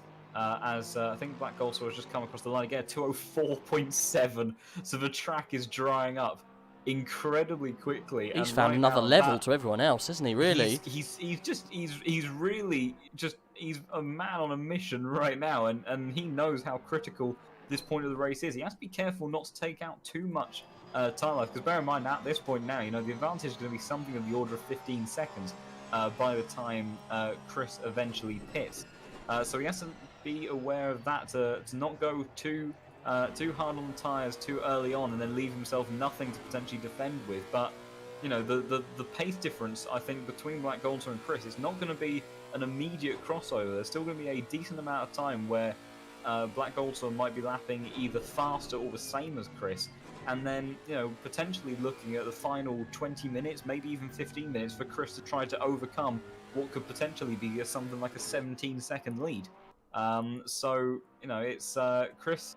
I'm not sure if this is the right strategic move, as he is finally coming into the pits on this lap. So he has decided that enough is enough. Getting a little bit confused, actually. I don't think his pit limiter engaged, so hopefully he hasn't got a speeding penalty to deal with. But I saw the brake lights come off and the revs pick up again before backing off and then going into pit limiter mode. I think Soldatov's overall, in. That's Soldatov's the in as worst well. what could happen to Mooney then. He's going to lose Yeah, even more time. Absolutely. Black Goldster, also making a move down the inside of Murphy towards 130R. I think that's going to be quite an easy one, as long as he doesn't go too deep on the exit. And no, easily done. Actual fact, Murphy runs even wider, showing the difference in the tyre performance at the moment. So, Black Goldster managing to get through that, and we'll see what sort of time difference that has made to his lap, and we'll see how far behind Chris is when he comes, as Murphy is also pitted as well as Dominic, so I think that is everybody.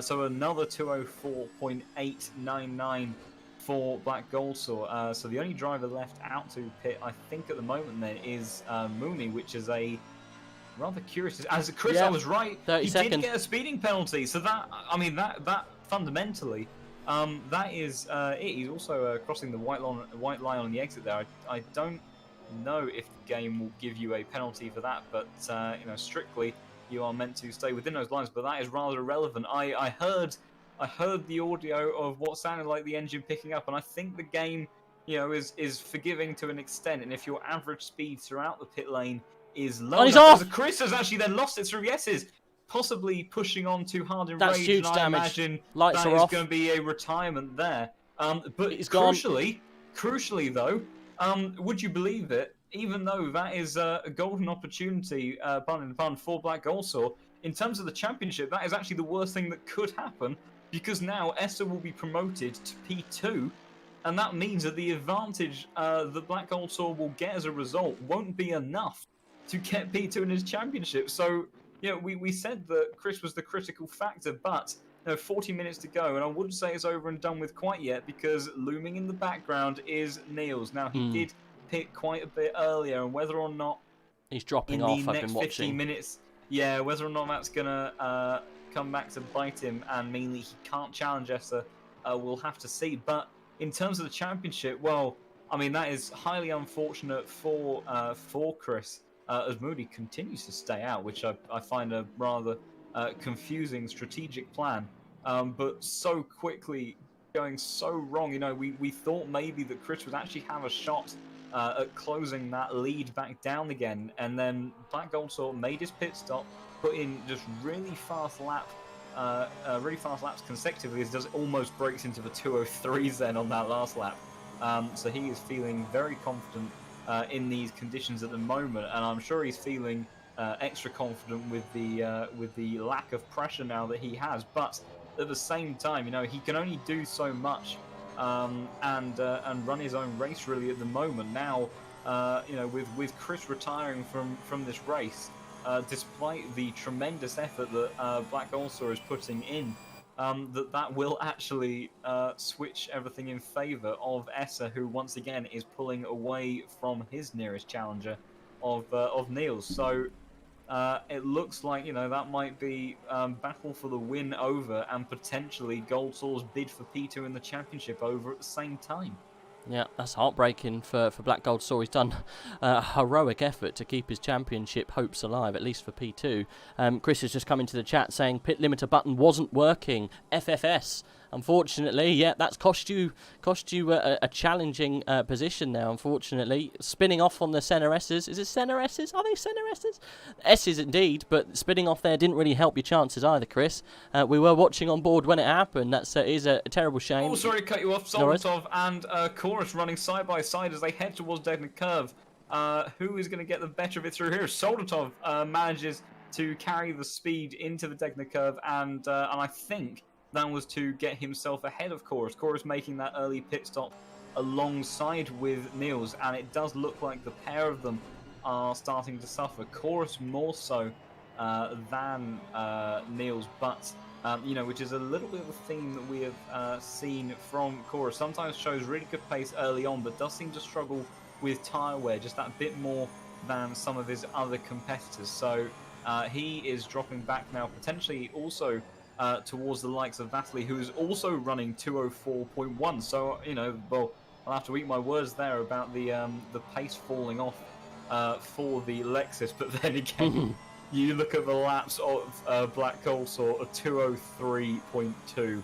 So he is absolutely blitzing the rest of this field at the moment. We'll see what Essa can respond with as Mooney has also continued to stay out. But Essa, good effort actually from Essa there, closer than I was expecting. A 203.6 from him, and in response a 205.4 for Neil. So yeah, definitely seeming to be experiencing the effect of that extra tyre degradation, perhaps running those tyres when they weren't quite ready for the track, because we've seen the level of track evolution that's taken place just in the space of the last 15 minutes. These guys have been, I think they pitted at around the hour and 5 minute left on the clock mark, so perhaps running those tyres in non-optimal conditions has taken a bit of extra tyre life out of them, and someone that is knowing all about that at the moment is Chorus. He's coming under increasing pressure from Vasily. Vasily has done very well actually when you consider serving a drive-through early on, and he must be kicking himself, because in terms of pace in the wet and the dry, as he's looking now towards where his Lexus battery made the move, and I think he's done literally in identical, in the same way that that Soldatov was able to make that move. Just managed to carry the speed up the inside. I think Chorus just struggling with those tyres. Yeah, through that section and just drifting wide. The Lexus being able to keep it tight, carry that extra momentum. We've seen how fast it is down the back straight and the start-finish straight that we have here at Suzuka,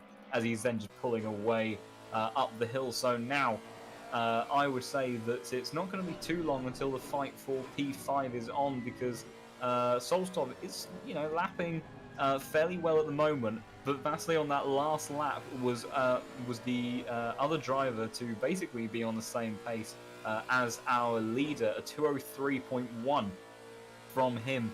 So a second gained on Solstov. Probably won't be quite the same level this time due to that albeit short-lived battle with Chorus, but he definitely looks like he's on a hard charge, and with more than half an hour to go with this race, I would say that he is definitely on target to challenge for P5, and potentially I think as he'd probably Mooney get P4. Also yes, sorry, apologies, I forgot that Mooney had not come into the pits, but he has now done that. So yeah, so this is actually the fight for P4, and you know, I'm not going to rule out Vasily out of the chances of a podium, because up ahead of Soldatov is Niels, who also did that early pit stop. We've seen the consequences that has had for Chorus. Niels has done a much better job by the looks of it with dealing with that increased tyre wear, but the overall pace difference between them is in actual fact Vasily went even faster on that last lap despite the overtake, and setting a new personal best for himself. And with many laps to go, you know, a second or so pace advantage with about 10 seconds gap to try to close down, that could definitely be achievable. So we could still see that Lexus making it onto the podium, and it would be a nice way to round off the season to have all sorts of different manufacturers representing themselves, despite a Porsche-dominated field. Having a nice group of different cars at the front. Currently, Mercedes, Porsche, Audi, Lexus, and then another Lexus. So the Porsches overall, with Chris unfortunately being taken out of the equation with his error both in the pits and then through the S's shortly afterwards. After what was looking like a very good showing in qualifying from the Porsches, it has not fared well for them in the race at all. So it does look like they will not be asserting the same sort of level of dominance that they have done on previous occasions today. There's only one Porsche in the top 5. As S is the only one who's been able to keep it together. Yeah, S has done a very good job. You know, S, just keep an eye on his lap time now. 202.2, which was actually 0.4 of a second faster than Black Gold Saw. That's the fastest lap, isn't it? Yeah, I think that is the fastest lap in the field. We'll see what Vasily does. That was a clean last lap for him. And he was lapping incredibly quickly on the previous lap, so we'll see what he is able to achieve. A 202 dead. So yeah, he is the currently the fastest car on the circuit, which I find very surprising. You know, that I know that the track conditions are still reading as greasy, hence why as this track continues to dry up, that we are seeing this increase in or decrease in time, really. But that is very, very impressive from the Lexus there. Not a car that you would consider in almost dry running to be lapping faster than both the Mercedes of Black Gold Saw and the likes of Essa, our back-to-back race winner. But yes, if Essa is doing what he needs to do at the moment to try to secure P2 in the championship, so he doesn't need to push too hard. But if he wants to go to the win and make it 3 for 3 for rounds 7 to 9, he's going to have to be closing in a lot faster than that with less than 30 minutes to go. No, I don't think so either. Black Gold Saw has been in fine form today. Did look a little bit touch and go at the end of that previous stint, and you know, if Chris's luck had gone a bit better with the pit stop, and if he had managed to keep it on the track through the S's, I imagine that mistake was possibly out of frustration, knowing that he was already out of the equation with that 30-second stop and go. But if it hadn't been for that, I think potentially looking at the pace of Essa, who has been slightly adrift of Chris during this whole race, Chris, I think, could have certainly given Black Gold Saw a good run for his money. Keeping on it again, a 201.7 for Black Gold Saw on that last lap, and for Essa it will be a 201.8. So back and forth trading times there, but we'll look at our hard charger again of Vasily. Not quite closing up on Soldatov as I would have thought on that last lap. Soldatov also running fairly well, a 202.1 for him and a 201.8 for Vasily. So still very, very fast lap times, and more crucially, the pair of them closing in at a rate of knots on Niels, who is still lapping in the 204s. So, you know, He's dropping seconds, isn't he? Yeah, you know, both, you can see it, both Chorus and Niels suffering tremendously, and Chorus is going to have Mooney, who was the latest stopper out of all of these guys, who did a 201.7 on that last lap. So I don't think it's going to be, you know, it was 3.5 seconds, 3 seconds between those two going in favour of Mooney on that last lap. So I don't think it's going to be too long at all. No, 2 laps I reckon at most, isn't it? Yeah, absolutely. It's admittedly it's one thing to catch up, another thing to pass. But with the state that Chorus's tyres seem to be in at the moment, I don't think he's going to have too much to work with to try to defend from this. And I wouldn't even be surprised if it happens on this lap. He's within that window that we say where there is potential. He's hovering around 4 tenths, 3 tenths. In actual fact, gets a really good exit out of the hairpin. Being a slipstream up the hill won't be a speed advantage for Chorus here, both being in the Porsches. Does he think about making a move? He does look up the inside. He got it all wrong here in the wet earlier. He's going to go up the inside towards the spoon curve, and it looks like he's going to make that move stick, as Chorus, has nothing to fight with there. So even sooner than we predicted, Mooney being able to make that move, and he will charge away from Chorus now, but has 10 seconds up the road if he wants to try to pass the likes of Vasily and Solstov, which I find highly unlikely But what I do find very likely is that on that last lap, I don't know if Neil's made a mistake, but all of a sudden the gap has come down to less than 3 seconds. That is just on pace. That is literally just on pace. Yeah, only a 204.8, which would be fitting for his pace. But yeah, 202 dead and 201.5 for the Lexus pair behind. So both of these guys looking like they're going to breeze their way past Niels with probably more than 20 minutes left on the clock by the time they get these moves done. And then it will be a straight fight for Lexus dominance for the last spot on the podium. To see which one of them will get that final spot. Black also dipping into the 202s on that last lap. Essa still lapping quickly on a 201.5, but still nowhere near enough if he wishes to make any sort of headway into the huge gap that Black Gold Saw has established. And really, you know, we did see it start coming down at the during the second half of the stint, but you know, he made so much ground in those really those first laps in kind of the 10 to 15 minute portion of the first stint, and really just kind of went unchallenged from there. Did struggle as we approached the first lot of pit stops, but seemed to kind of make the call perfectly of when to get onto these new tyres. Lapped very, very quickly in the early stages of this transition period, as I have actually just noticed that the track condition has finally switched from greasy to green, so this is now dry running. So we are seeing the true dry running pace of these guys. So kind of not too much of a surprise to see the likes of Essa coming a bit more into his own in these conditions. See what the time difference was on that last lap for him, and another very low 201, so making up a solid 0.8 of a second on that last lap. So definitely these dry conditions now working in the favour of the Porsche driver.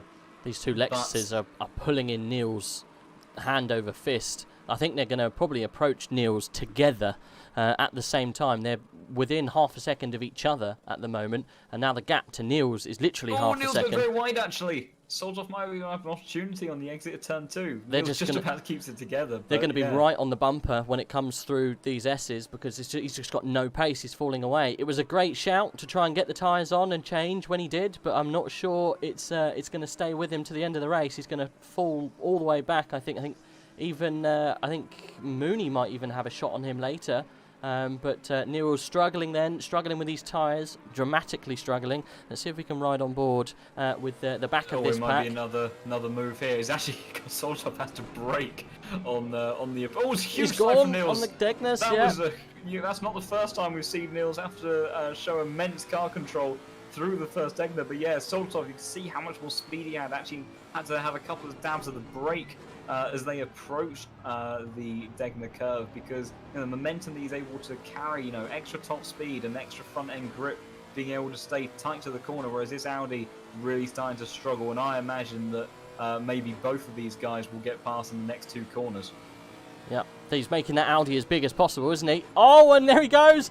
Vasily going up the outside, has to switch it to the inside, and almost, sorry, that was Soldatov. Almost Vasily going into the back of Soldatov as they're dicing on the back of Niels. You're going to have to wait a couple more corners, I think, down the road there, Soldatov. I think Niels is, look, he's going defensive. He's going defensive on the inside. He's going to do it around 130. Oh, they touch! Contact! They touch! Oh! Vasily going to capitalize. He's going to get them both.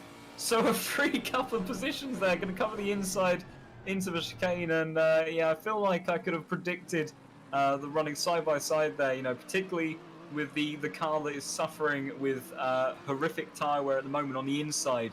Perhaps evidently a poor choice for Soldatov to make there. I don't think the damage that either of those guys will have suffered will be too much overall. It was side-by-side contact as Soldatov gets more contact on the apex and more contact, and almost spins. A half spin for him. Yeah, I think getting impatient. Yeah, getting very impatient, and has thrown away probably his opportunity at podium now, because I think out of the 2 Lexuses, Vasily has consistently been the one that has been the fastest. Yeah. And with him now out front, a slow car at that between him and Soldatov, and in clean air, he will just push on, not likely to make any sort of further gains up the field in this race, but likely to just cement himself very nicely into that third place position. But you know, in actual fact, what this has done is seriously brought Mooney into play now. You know, he's on 3 seconds. extremely fresh tyres in comparison to the rest of these guys. I think lapping around the same sort of pace as Esser is. Yeah, almost exactly the same on that last lap. Although one thing to note, Black Goldsaw being very close to it again, so the marginal differences between the laps getting ever smaller. As Soltov is going to have another look going around the outside again. We saw it go wrong. Oh, it's another touch. Contact. And another one. Oh, and more contact on the exit. And Niels cut across the front. And Niels into the wall. There's going to be some handbags after this. Yeah, that's multiple forms of contact between the pair of them. And now Mooney, 4 seconds, according to my leaderboard at least, to Soldatov. And there will be a bit of additional damage to that Lexus. With a tyre disadvantage as well, so I would not be surprised now if we see Mooney heading for a claim at that 4th place position. I don't think he'll quite have the pace. We'll see what he's almost there. Now. He's a second and a half. It was 3 seconds. Whether or not he would have the pace to get 3rd place. You know, Vasily isn't too far up the road.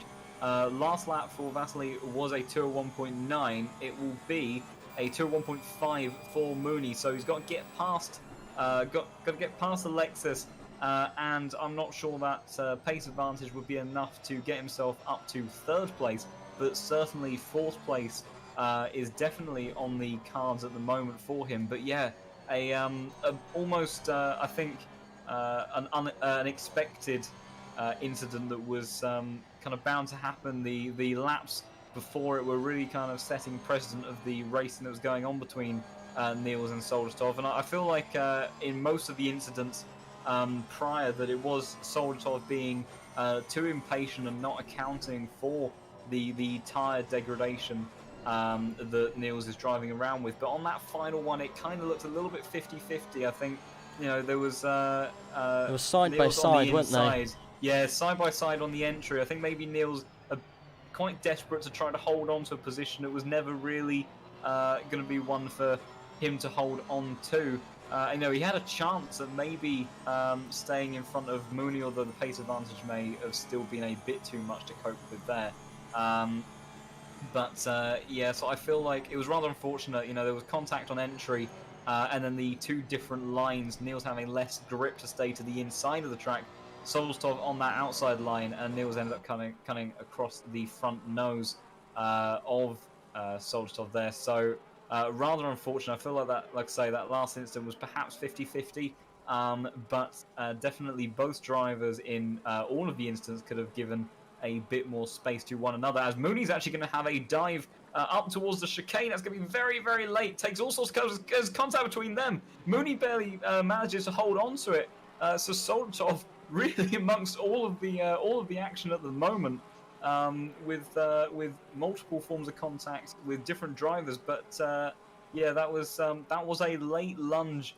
That was a bit ambitious, Mooney, I think. And yeah, he took so much cover. You know, to be fair to Soldatov, did criticise a couple of his bits of driving not too long ago, but I think that one he did leave plenty of space for Mooney there, and I think Mooney, realising how deep he was on the brakes, trying to keep it to the inside, disappeared on, didn't it? Yeah, just took too much cover. He gets a huge slide actually through the S's, just about manages to hang on to that, but yeah, so now Mooney perhaps becoming a little bit impatient, but with the pace advantage he's got and more than 15 minutes of racing still on the clock, I think he's got plenty of time to try to make a move, but just has to be careful not to throw it away through silly mistakes like that. But yeah, it's so difficult when you're in a position like that, going for a late lunge, and when the inside of the track, you have the curb, which is very, very large on the entry to that chicane, and on the one hand, yes, you won't be approaching or you're increasing your distance as such to the car that you're trying to avoid, but as soon as you hit that curb, basically all braking capacity disappears, and suddenly you are very, very close to the car ahead of you. And as we saw, they came together through the mid portion of that chicane. So fortunately, both of them managing to keep it pointing forwards on the back of that.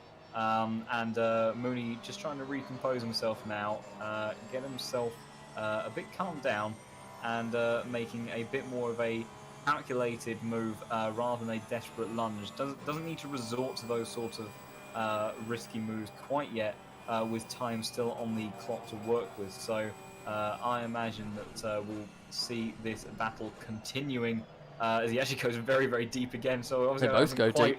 Yeah, hasn't quite established where his breaking point is for the final chicane, and has lost a good quarter of a second as a result. So perhaps just playing with the limits of traction and braking a bit too much in this case, as he has dropped back now beyond a second. So yeah, he's definitely got time to try to recover, and all of this as a result has really just allowed Vasily to pull away and put himself in P3, which I think is genuinely impressive. And when we consider that Essa is only 24 seconds up the road from what my leaderboard is saying, like I say, it's been a bit up and down and very confusing to interpret at times. But you know, I think the drive-through penalty would probably be of the order of at least 20 seconds for these guys. I'm not exactly sure on the specifics. He'd be on the back of Essa, wouldn't he? Yeah, he would be right there. And, you know, to be fair, you know, Essa was struggling really early on in the race, and Vasily in the Lexus, he had to serve that drive-through within 3 laps, but he was basically charging along at a similar sort of pace to Black Goldsaw. So right now, I actually think that Vasily would have had track position. And bear in mind, he's within this region, having battled his way through other cars to get himself into this podium spot. So I really think if it hadn't been for that drive-through, he'll be kicking himself for whatever error it was that the stewards deemed to penalise at the last race that he was given that drive-through for. But he'll be really kicking himself for that, because he could have definitely been within a good shout of P2, I would say, today, because I think he would have had track position. Although the pace advantage likely would have switched Essa's way, it definitely would have been good for him try to be on the ball for a P2 spot. Mooney's still fighting to get on the back of Soldatov here. 3/10 just separates them. Whilst you were talking there was more action going on towards the back of the grid. I think we had Dominic Goltz and Gianni Monaco battling quite ferociously. The Lexus showing reasonably good pace. It was literally the other way around. Lexus chasing down Porsche. But I think just touching on the incidents that happened a couple of laps ago, the incident going into Spoon involving... Sorry, just to interject and cut you off there, Gerardo's going down the inside of Chorus now towards turn 1. Don't think Chorus is really going to have... actually manages to hold the position on the outside. Does he run too deep? Gets a bit of a slide through turn 2. I'm surprised that Gerard wasn't actually able to make the move there through turn 1. But yeah, also Chorus coming under still struggling. Pressure. Still struggling on those tyres. Really struggling. And also, more to the point, you know, Niels was many seconds ahead of Chorus on track, and that gap is only now 5 seconds. So I'm not sure if Niels has made a mistake somewhere, or if his tyres have actually started dropping off even faster. Mooney's off the track. Oh, Mooney! Mooney was off the track. So is Soldatov. Soldatov's dropped back. Soldatov has spun it again, so in frustration trying to recover. They've come together because he's got huge damage on the front. Yeah, that is immense damage. So if I was to hazard a guess at how that's played out, I think the acceleration of Mooney out of the corner after the first Degner.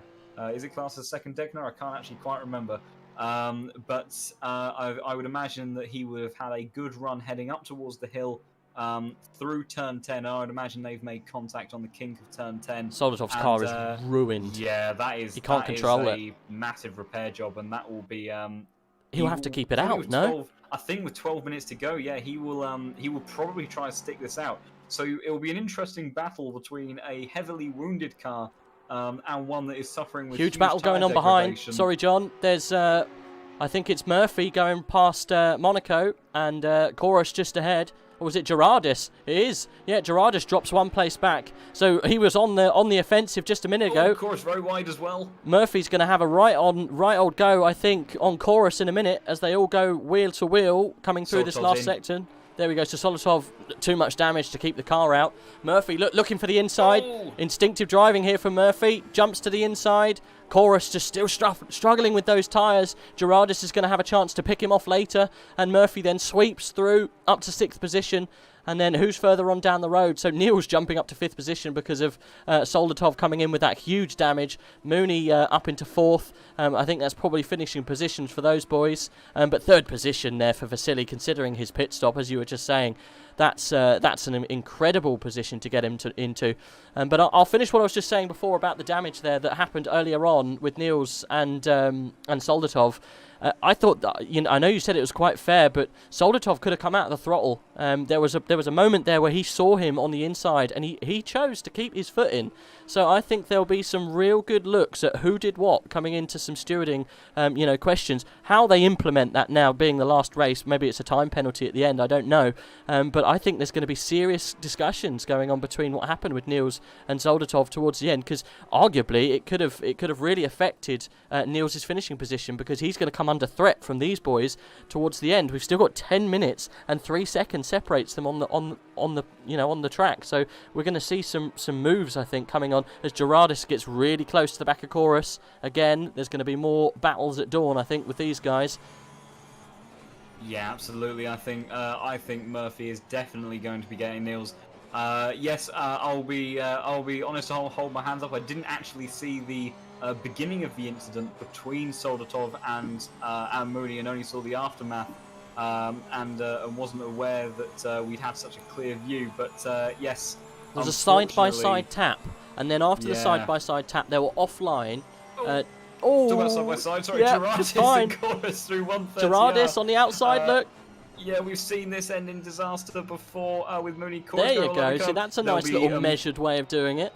But I think Gerardis could get so much a better exit here. He did seem to struggle in a straight line earlier, but I think he's so much closer this time. You'd have to imagine that he should be able to get the momentum down the start-finish straight and carry out towards turn 1. They're still side by side, but Chorus keeps the nose in it side by side through turn 1 and 2, and Chorus somehow keeps it for now. Don't think Gerardis is out of it. Yeah, he's gonna try going for the cutback. Oh, he's on the grass. Actually, a little bit of the grass. Goes for the cutback a little bit too savagely and finds himself cutting the grass instead. Yeah, he's all over him through the S's, and we've got 2 pairs of German car battles at the moment. We've got Murphy, who's now trying to go around the outside of Niels. Oh, got very, very close on the exit. He's going to try and go down the inside for the first Degner. I think he's going to have it unless he goes too deep, but he just about keeps it on the track. So that is the first German pairing. Chorus sideways into the Degner. Sorry to interrupt you. Sideways into the entrance of the Degner. Gerardis still right on his gearbox and wiggling with vigour behind him, trying to get that power down. We're going to see some more changes at the back of the pack as we move forward. This is the battle for 7th, isn't it? Chorus fighting like a gladiator to keep those tyres together. They must be almost peeling off the rim. He's had them on for so long. Gerardis has got a massive pace advantage, and it's going to all come together. Niels is slowly falling back from Murphy now. I think he's going to be another threat to these boys ahead. So Gerardis looking for places. No, I don't think he's quite got it here, but he might have a look into 130R. Let's stay on board with him, see if we can get on board the front of the camera. Yeah, of course, struggling with chronic understeer through the spoon. Almost there, gets into the kitty very litter. On the exit.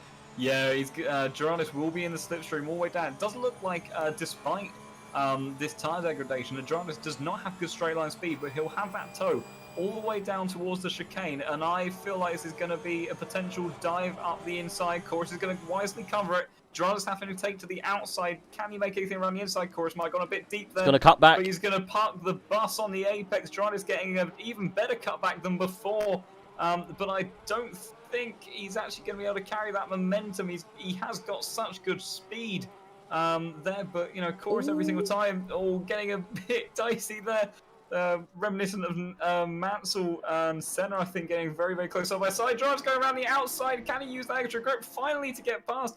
Chorus still keeping up the inside, trying to hold him off, but I don't think it's going to happen. And Gerardis finally manages what to a heroic effort get from past. Chorus. Yeah, Chorus heroic absolutely defense. Fighting tooth and nail to hold on to that position. But yeah, finally Gerardis gets past. And Niels only 4 seconds up the road, lapping in did a 2:06.9 on the last lap. And Gerardis in free air, I imagine by the looks of it, will be probably on similar-ish pace to the likes of Black Goldstar, I would imagine. So maybe in the region of the 202s, 203s. So we've got 6.5 minutes, give or take, of racing left. So we're going to be looking at probably 4 laps of this race to go, including the one they're on. Black Goldsaw only recently just crossed the line. I was going to say, so looking at Black Goldsaw's pace, look at the difference now, 12 seconds. Wasn't it not a little bit bigger than that earlier? Didn't we have 20 odd? It was definitely bigger, but this is what we said. You know, we observed the fact Black Goldsaw really fast out of the blocks and able to put in tremendous speed at the beginning of the stint. But then as the time goes on, which is perhaps a little bit of role reversal from what I would have expected, expecting the Porsche to perhaps suffer a bit more tyre wear as time went on, but I would imagine it is those front tyres of the Mercedes that usually are the ones to burn and degrade very quickly. And you know, with the high speed corners that we have here and the high demands of this circuit, I imagine that's where his time is going. But you know, it's also probably just perhaps a little bit of easing off the gas, not having to push on so much. He knows that he has an advantage in hand, and not many more laps that he is going to have to keep it up for. But yeah, definitely a significant closing in of Essa towards Goldsaw. But looking back now, I'm not sure if there's going to be any other additional moves besides potentially Gerardis. Yeah, the closing stages of this race. Last lap again, a 2:05.3. Yeah, so a 2-second gain for Gerardis, and I think, you know, he had to have a number of stabs at trying to get past Chorus. Chorus really did keep him behind as long as he possibly could, but look at that, he's gaining so much time up the hill, almost a second now as they go through the first Degner, and yeah, he's closing in so quickly. So I imagine by the time they go through 130R on this lap, he is going to be all over the likes of Niels. And this time, you know, I don't think the Audi will have the acceleration advantage over the Porsche. So the speed difference that we saw that was being neutralized every time drivers tried to go for an overtake on Chorus, I don't think he's going to have to deal with that this time. And I think he will have this move down into turn 1, unless he is able to get it done any sooner. Oh, the gap there decreasing massively. Yeah, he's got a tremendous exit, so in actual fact, he might even get it done earlier than we think. He's a little bit far back at the moment, but he's going to get good slipstream as they head down towards 130R. Niels with a sufficient gap at the moment, but I imagine, you know, Porsche's pretty decent under braking. Niels probably having to back off a little bit in 130R there. Huge Gerard's overspeed. not backing off at all. Oh, they're going to touch. Very late dive. That is going to be very close all over the inside curve. Both of them giving each other room. But if anything else, that is just going to compromise Niels' exit. Gerardis getting massive acceleration. Going to have to duck out of the slipstream there due to that speed difference. And I think this will probably be an easy one towards turn 1 unless we see some Chorus-like heroics.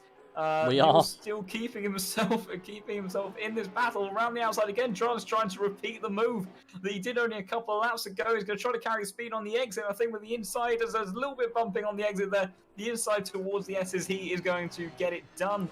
And Niels trying his best, but I tell you what, he's not happy. Look, flashing his lights. Yeah, he's not happy. I don't feel like he can complain too much there. I don't really feel like Gerardis did too much wrong. It was quite a lunge down into the final chicane, but you know, the pair of them did give each other room and certainly managed to avoid contact better than other drivers have done at times during the course of this race.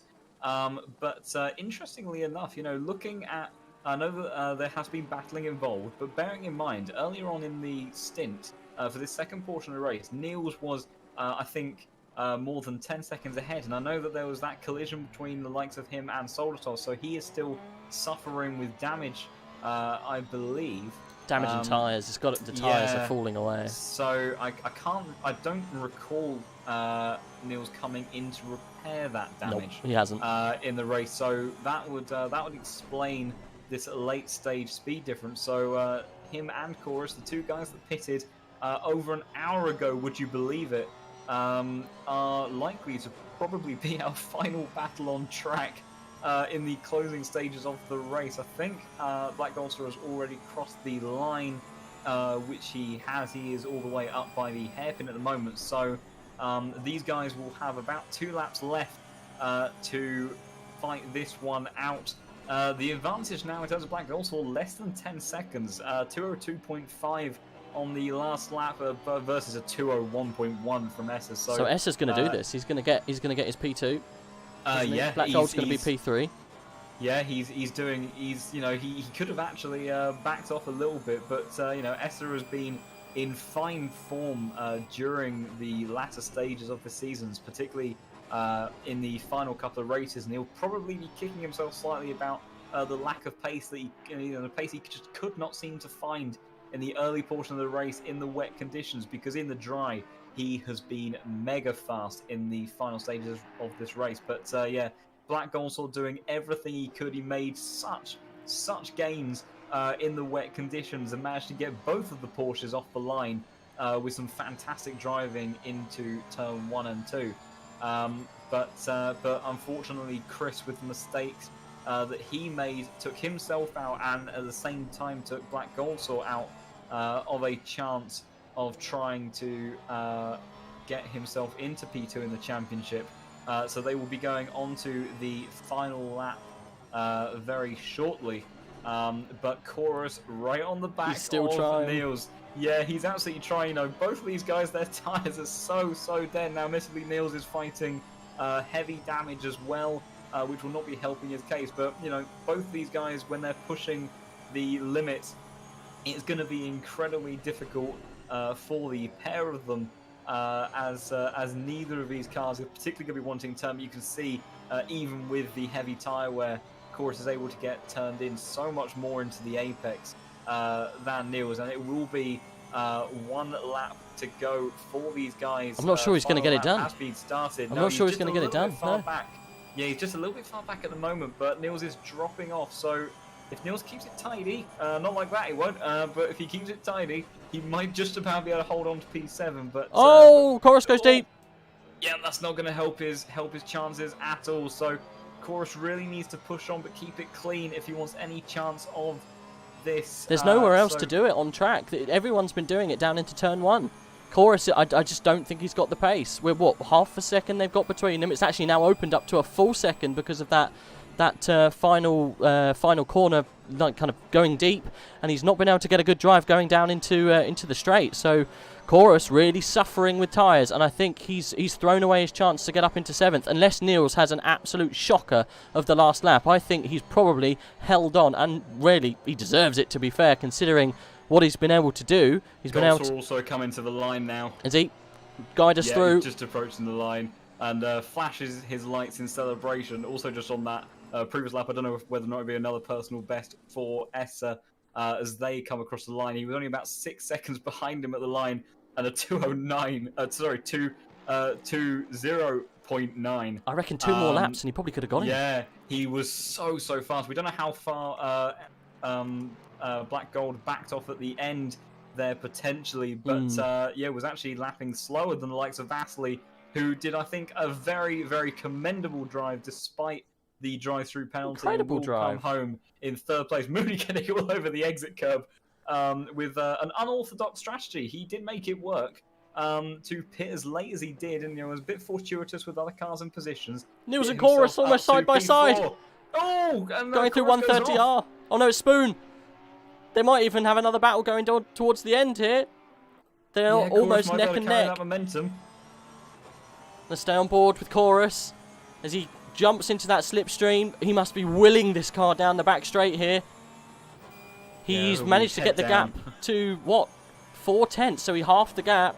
I don't think it's going to be enough unless Niels has a shocker of the last corner here. Go deep, Niels, go deep, Niels. Chorus, he did go perfectly done. They're going to run down to the track. Oh, Chorus goes wide. Oh, and what a valiant effort for Niels to hold on to 7th. these boys came into the pit together and they're crossing the line together. I think Niels must be breathing a sigh of relief as he crashes over the line. And that's season done for you, Niels. Chorus jumps across in 8th. And then I think we got Gianni Monaco coming through in 9th. And Dominic Goltz is going to come through in 10th position. A very wounded Soldatov has already parked the car. And the other boys, there we go, Wiedlich and Nico Solman also parking the car. So that rounds off everyone. So guide us through. We've got Black Saw, unfortunately not getting his 2nd position in the championship. So he will be finishing 3rd out of everyone. Esser jumping up. Although he got 2nd, he will finish 2nd as well in the championship. Who's going to get 3rd? Is that, I'm assuming it's Black Gold Saw in the championship. Yeah, so Black Gold Saw will get 3rd. Looking at the rest of the championship, Chorus... I think, well, actually, I look at it, yes, I think, yes, so Chorus will get P4. I think Mooney finishing 4th in that race. I will double check the points tally that he will get. So he will get 73 points from this race, Chris scoring none.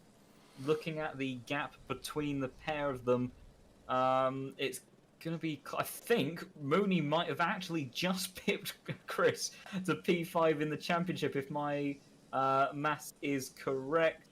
No, it's not. I've just done a recalculation, and he will miss out on P5 in the championship by 6 points. So a very commendable effort there from Mooney to try to work himself up the order. Our only other driver, besides the likes of Black Goldsaw and Esser, to score more than one victory this season, but overall consistency for him during the course, plus a non-start, has unfortunately meant that he did drop down.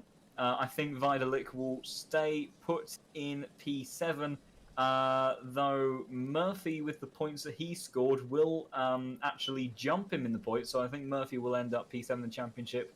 Vidalik P8 with Gouls P9, Jardier P10, followed by Niels P11, and I think the only other driver that will make some gains in the championship, but nothing really to great effect, is Vasily, currently P19 in the championship, with a very strong end to the season, but a bit of a disastrous beginning and mid part of the season. So he will get, I think, 81 points from this race, which will shoot him up the order, but to no further than 13th position in the championship. So unfortunately won't really change the end result for him. But yeah, that is the results of AOR AC Season 5. I think they were just saying as well that Mooney and is it Mooney and Esser claimed the team championship. That probably seems right looking at it. Both driving for Coach Z Racing Academy. I'm trying to bring up the... Put you on the spot there. the team championship on my screen.